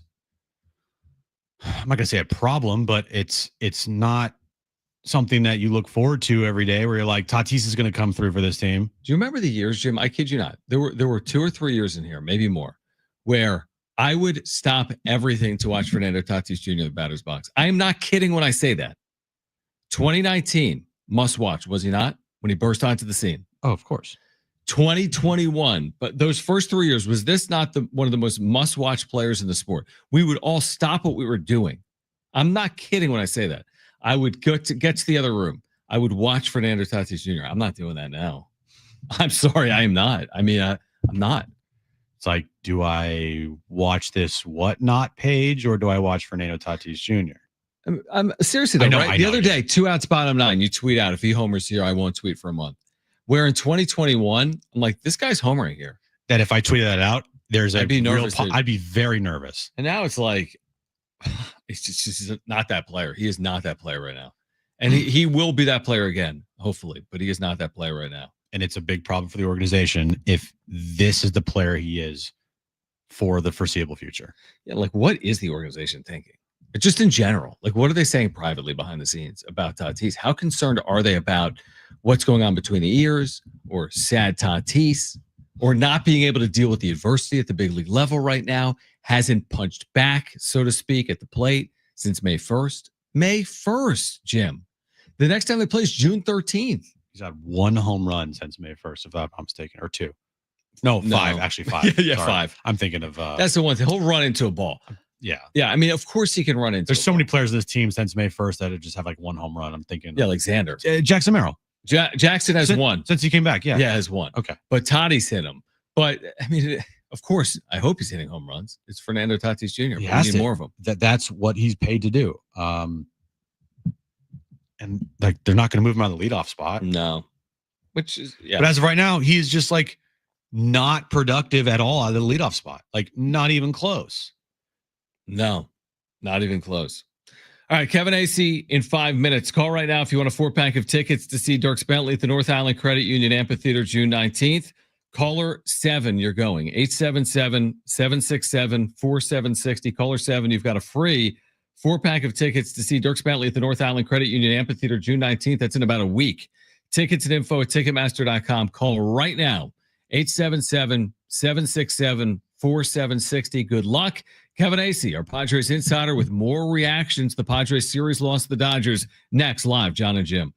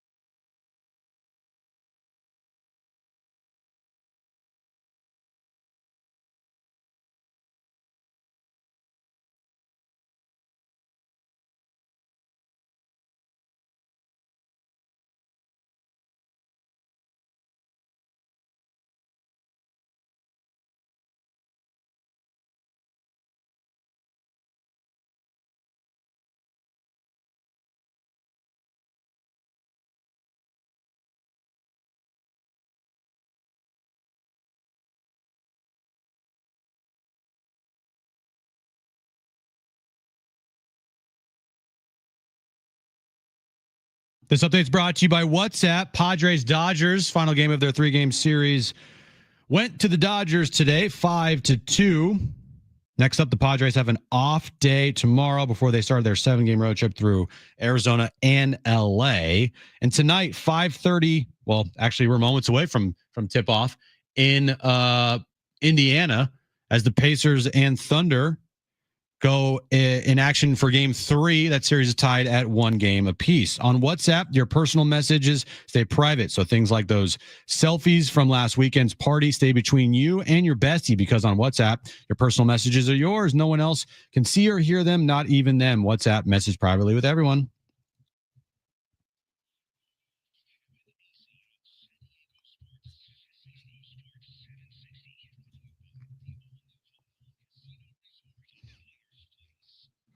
All right, Jon and Jim, we continue to react. Dodgers take the series after the Padres won yesterday in blowout fashion. The Dodgers win here today, 5-2. Always great to connect with Kevin Acee, who, of course, has been down at Petco Park covering this team as our Padres insider. So, Kevin, we appreciate you hopping on here on Jon and Jim once again. Would you characterize this series from a Padres perspective as like a series of missed opportunities with some of the miscues on Monday, a miscue on the mound there today defensively, and then those just wasted chances with the bases loaded today? Like, how do you characterize these 3 games? Great. Now what am I going to do? Is it going to look like I'm plagiarizing you to write my newsletter? My game story is focusing on just what today was a brilliant game, and how kind of like the Dodgers, won today's game. They won it yesterday and all that. So I was thinking, yes, exactly what you said, this series. It was like, you can say about a lot of series, right? Like they could have swept the Yankees or been swept by the Yankees. Yep. They could have swept the Giants or been swept by the Giants. They could have swept the Dodgers or been swept by the Dodgers. Well, they couldn't have been swept by the Dodgers. Sorry.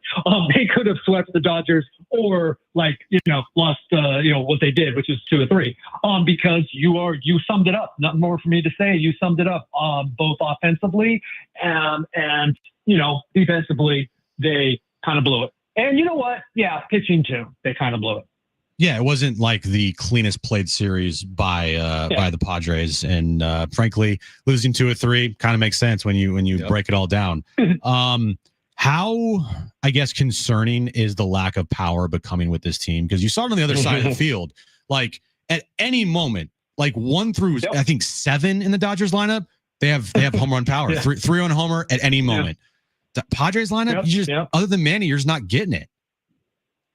And I don't know how you guys feel, but it's not like I expect it from Manny, right? Like maybe I've just watched a couple of years of Teoscar Hernandez with the playing against the Padres with the Dodgers. That's like when he comes up, that's almost what I'm thinking, right? Mm-hmm. And that's not a knock on Manny. That's just not what I'm thinking. Now I am thinking base hit, even when he swings at a 3-0 pitch. It was the pitch to swing at, and that's fine. But I'm thinking base hit that drives in a run. But I do think it's concerning. And look, I mean, do we have to explain anything more than to say is it?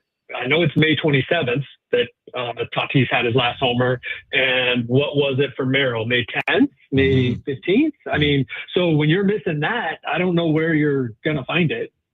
It's funny you say that, Kevin, and I know you've written a little bit about this, and it's about so much more than any one player, but of course you always go back to some of these players. And speaking on Tatis, it's like every single time you think maybe there's a corner to be turned, so to speak, right? Some productivity in the first 2 games of this series. He was 0 for 3 today with a walk. I was just saying there was a moment in time with Tatis those first 3 years where you'd stop what you were doing as a fan and you'd get your television. He was just theater and must watch.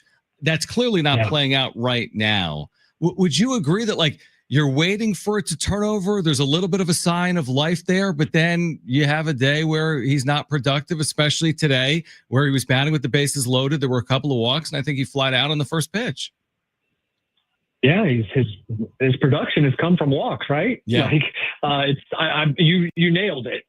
He's coming up, and you're going, oh, I remember when this was a big moment. I remember when this was, I don't know, probably, but it certainly felt like probably he was going to come through, and especially at home, right?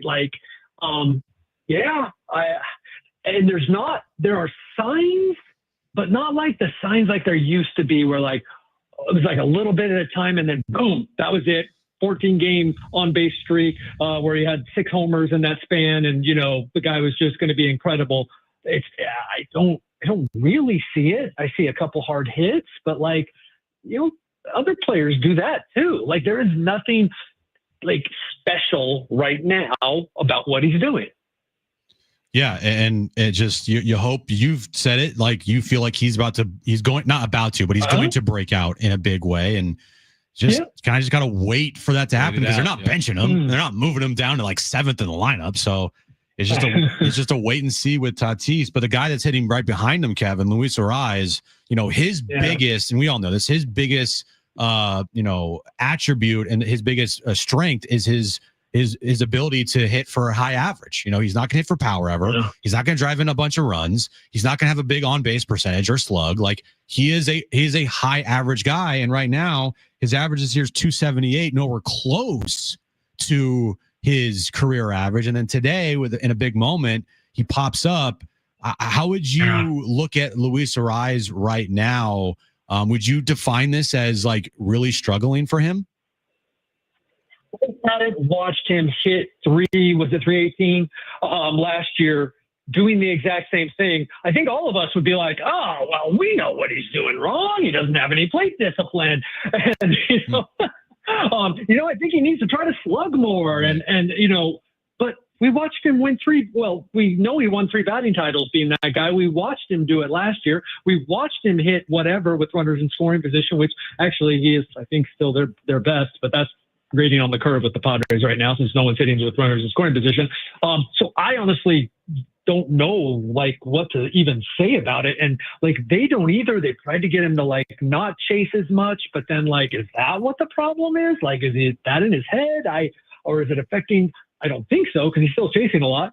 That is a perplexing guy that you go, wait, he is exactly the same, except his batting average on balls in play. And I'm not trying to make an excuse for him, but it's this is what Luis Arraez did for the first 6 years of his career, and it worked out a lot better. But it's bad, man. I wrote about it today. I'll keep screaming it from the mountaintops.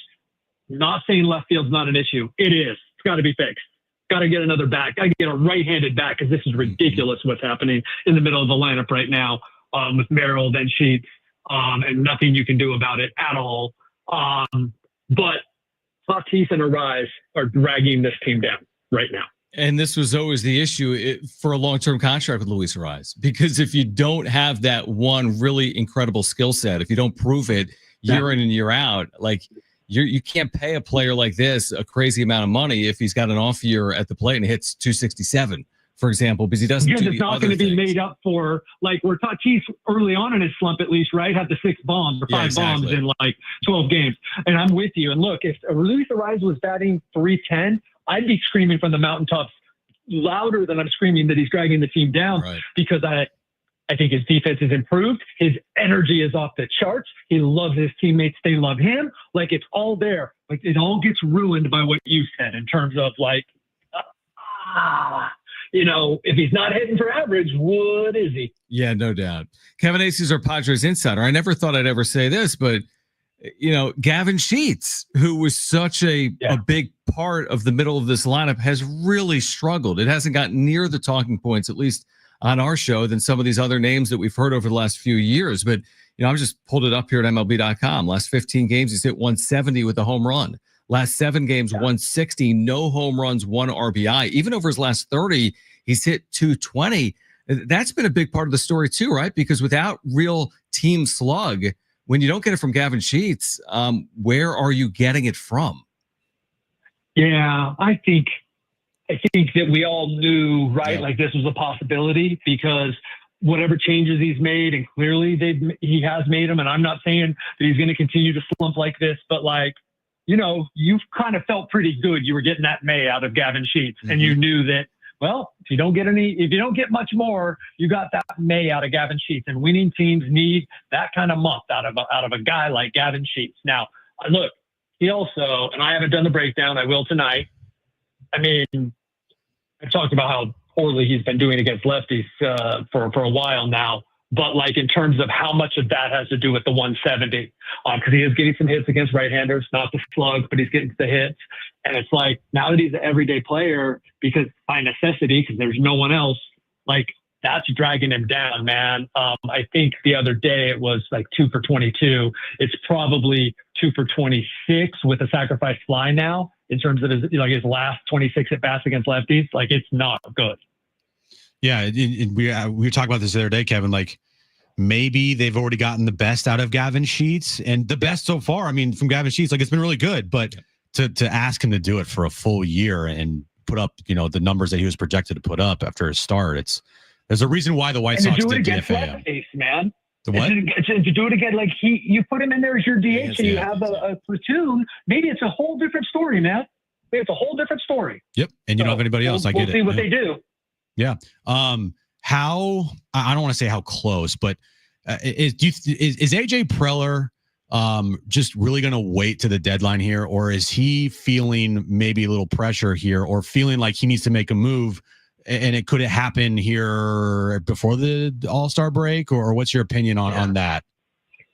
I've been thinking I was thinking for a long time, based on just the urgency I was feeling from the people that I was talking to, that it was going to be sooner than later in terms of them adding a bat. And it still may be.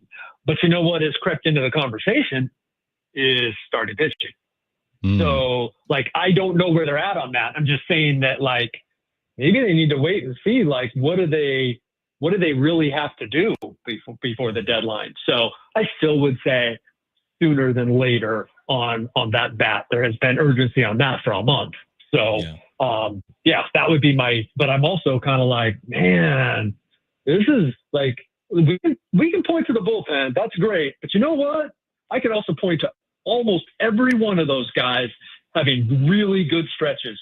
You cannot keep pushing this bullpen like this. You know why? If you don't know why, go back and look at the game logs from 2021. And it was basically, for whatever else happened on that team, it was telegraphed by midsummer. I didn't know they were going to have an epic collapse, but this is going to be a problem. And it's not there yet, but we're getting close to this being a problem for the Padres. Final one for me, Kevin. Walk us through what typically happens from sim game on, because I'm thinking about you, Darvish, right? Because Mike Schultz said he'll get a sim game in Arizona. I guess if everything went well from here, and we know there's been setbacks, obviously, with Darvish, but what would the process be from sim game to what in an effort to get him back on a big league mound?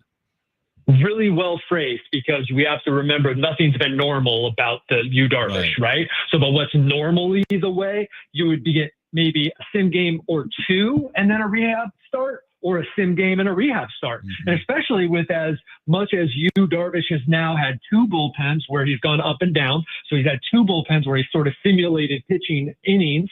And now a sim game, he's already up to 30-something pitches. It was 42 pitches. I believe it was at Monday. And so, gosh, is that like 4 innings that he goes in a sim game? Oh, yeah, that's a rehab start and you're back. I don't know what it will mean, and I don't know if anybody knows what it'll mean with Yu Darvish, but it could be that. It could be that sim game, rehab start, boom, back.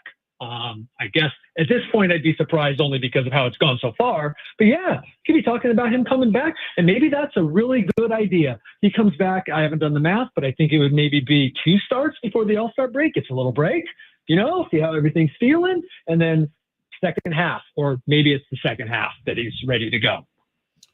Kevin, I feel worse and worse every time Mike Schilt talks about Michael King, just because it feels like everything that he's trying to say or describe with this injury, it's met with we don't know what it is. What is the official diagnosis? Pinch nerve? Pinch nerve official diagnosis. I'm with you. Not only based on what Mike says, but what Mike doesn't say, and then what I can't get anyone else to say. Right? Like when suddenly people that have been very reliable are no longer willing to talk with any sort of clarity about Michael King, then I'm very suspicious. And if I were a fan, be worried. Now that's just me sort of speculating, but it's also me 35 years in this business of being dealing with this, that, generally when the antenna goes up, there's something to it. Right. So I'm with you. Yes. The The longer it goes on and the less information and the less willing they are to give information and the more Mike talks in circles, the more worrisome it is. Yeah, I'm with both of you. Kevin, safe travels to Arizona. Let's do it before this Diamondback series gets underway. And thanks as always for hopping on. Right on. See you guys. All right, great stuff from Kevin Acee, brought to you by the all-new Jamul Casino Resort, the Players Place, Jim's back page, plus an update from the NBA Finals next on Jon and Jim.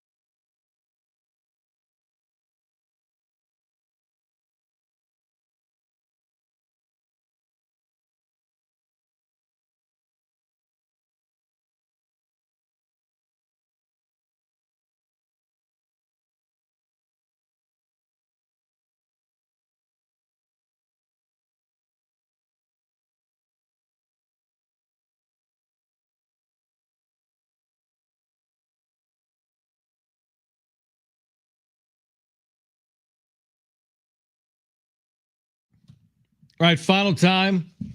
Jon and Jim, San Diego Sports 760. STFC Midweek Live is next, by the way. 13 minutes from now, you're going to hear from Mikey Vars, the head coach. Find out the latest on the club and Major League Soccer. STFC Midweek Live every Wednesday at 6. Right here in your home for STFC, San Diego Sports 760. All right, there will be another day. That'll be tomorrow. Padres are off. We'll get you ready for that Diamondback series, which will get underway on Friday night. We'll be joined by Alex Faust, who will call that game on Apple TV. And he will join us tomorrow at 2:30. Then Kevin will join us Friday from Arizona, the desert.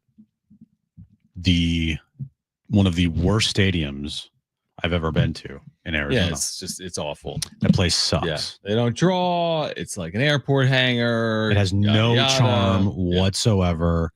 It feels like you're in an airport hangar. The only thing nice about it is that it has AC. So if it's 150 degrees outside, it is. You go in there and it's 72 and it's perfect. Yeah. But other than that, there's nothing redeemable about that place. So it's pretty much Milwaukee without the slide. Yeah, because Milwaukee is a lot like playing Milwaukee in looks an way airport cooler hangar. than Arizona. Some people, But it feels like an airport hangar though. There's girders we had everywhere. someone on recently who was like, "I love going to Milwaukee." It was Kevin, I think. Yeah, I Kevin like did. the ballpark. Okay. He likes the ballpark. Okay. All right. Padres will be in Arizona. We'll get you ready over the course of the next couple of days. But right now, let's get to this.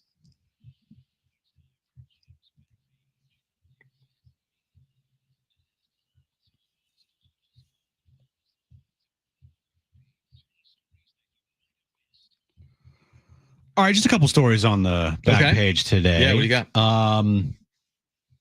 These 10 restaurants opened the largest number of locations in 2024. So basically, like McDonald's and like Subway. Subway, like the list is kind of crazy when you look at it. And some of these places, I don't even know what they are. Like Tropical Smoothie. Do you know what Tropical Smoothie is? Yeah, because I love smoothies. It's great. But like it's like a chain. Yeah, are you kidding? You never heard of Tropical Smoothie? Never heard of Tropical Smoothie. It's McDonald's but bigger. I'm kidding, but it's huge. I love Tropical Smoothie. Opened up 143 locations in the U.S. last year. Well done. Chick-fil-A opened up 145 locations last year. You've heard of them. Dutch Bros 151. Mm-hmm. You're gonna laugh at the number one place. Domino's 160. Makes sense. Dunkin' Donuts 188. Okay. Taco Bell opened up 199 locations last year. Mm-hmm. Chipotle opened up 273. Big number. Wingstop 278. Jersey Mike's. Is that number one? 313 locations opened up in the U.S. in 2024. Is that number one? That's not number one. Okay. Number one, and this makes 100% sense, is Starbucks. They opened up 589 locations in 2024. There's no joke. I've seen Starbucks open up from across the street from other Starbucks. Yeah, they're like inside a Ralph's and then outside in a Starbucks. Yeah, over off of Mission Gorge Road, there's a Starbucks by Ralph's, and then under the bridge at the gas station, they open up a Starbucks. Yeah. Dude, La Mesa, there's a Starbucks in the Vons, and then you go out in the parking lot, and there's an actual Starbucks in the parking lot. That too. happens everywhere. It's crazy. Dude. They must be making money to open 600 restaurants a year. You think? You know, It's and not not even to a mention restaurant, that, it's just and like a- not to mention how many have already been opened over the last 30 years. Tens of thousands. Mm-hmm. You know. And finally, just a couple, like I said today. Yeah. Your son's name is Jones, right? Yeah, that is correct. Jim. Okay, Good Jones. call. I've never heard of this, but Jones would like it. Jones Soda. It you mentioned to me off air. What is it, like cola? It's like cola, yeah. I'm buying this. But you need to buy this for Jones. What is Jones Soda is teaming up with Crayola for a limited edition 12-pack that looks just like the classic crayon box, set to drop in late July, just in time for back to school season. Each pack includes 2 bottles, each of 6 vibrant soda flavors matched with one of Crayola's recent unretired colors. What are you? We bought these unretired colors just the other day. Jones freaked out about it. Berry lemonade, pineapple cream, green apple, grape, strawberry lime, and orange and cream. Dude, look at that. So I'm looking at it too. But yeah, I bought these crayons, this 8-pack of crayons, these crayons that were retired from like the 80s and 90s. And now I'm looking at this Jones box. Yep. That's unbelievable. The packaging mimics a Crayola crayon box, blending Jones's signature boldness with Crayola's playful Signing up right nostalgia. now. It's a colorful collectible for soda lovers, artists, and anyone craving a creative twist on summer, and anybody's that name is Jones. Look at that. Become a Jones Crayola insider. Boom, I am. All right. The limited edition pack will be sold online and in select stores. Fans can sign up for updates now at jonessoda.com, which you just did. JonesSoda.com. Jones would actually really Dude, freak and out look at about this. They also have on the website, you can create your own Jones. And it's Label? called My Jones. Oh. And then they put your picture on it. Oh, you got to make a Dude. soda from. Kidding? Done. All I do is buy him things though. Make him a tofu soda. Birthday. Oh, tofu soda. No, this is unbelievable. And what soda would Jones like? He likes red things. Okay, then he's gonna like which one is it? Strawberry lime. Yeah, definitely. Yeah, he would like something like that. He likes strawberry lime. Yeah. But that This is Crayola pack unbelievable. looks pretty good. So We can make a Jon and Jim Jones soda. Doesn't make any sense. it'd make no sense. Yeah. This is awesome. Makes no sense. How much does it cost? That's a good question. I don't know. All right. I'm excited about that. If you have a child named Jones, you should be really excited about that story, which basically is me. So I'm pretty excited about that. Right. All right, that's a good way to end a show where the Padres lose a series to the Dodgers. Because that's what we spent 4 hours on, but now I'm excited about this Jones Soda thing that I can do from Jones. This is super cool. I can't wait to show this to Kristen. Crayola Jones. Will you remember soda? to show it to him though? Well, I'm not going to show it to Jones. No. I mean, will I show it to Kristen? Kristen, yeah. Yeah, definitely. Yeah, she'll lose her mind on this too. I think. Or really she might be like, we got T-shirts I can buy. Yeah, but the Jones Soda is cooler to have, like in a Crayola box. That's pretty sweet. Yeah, that is cool. Like you saw what it looks like, right? It looked awesome. It looked like a big Crayola box. Yeah. Yeah, it was really cool. I'm excited for that. All right, good job at the back page. Really good job at the back page. Okay. Here's the deal. If you missed anything today, go to sportssd.com or the iHeartRadio app. But here's the deal again with tomorrow. Alex Faust will join us, and he's going to call Padres Diamondbacks. We've got another Apple TV situation, which I like once you put it on because they do a really good job with the game. But to get there, Apple TV.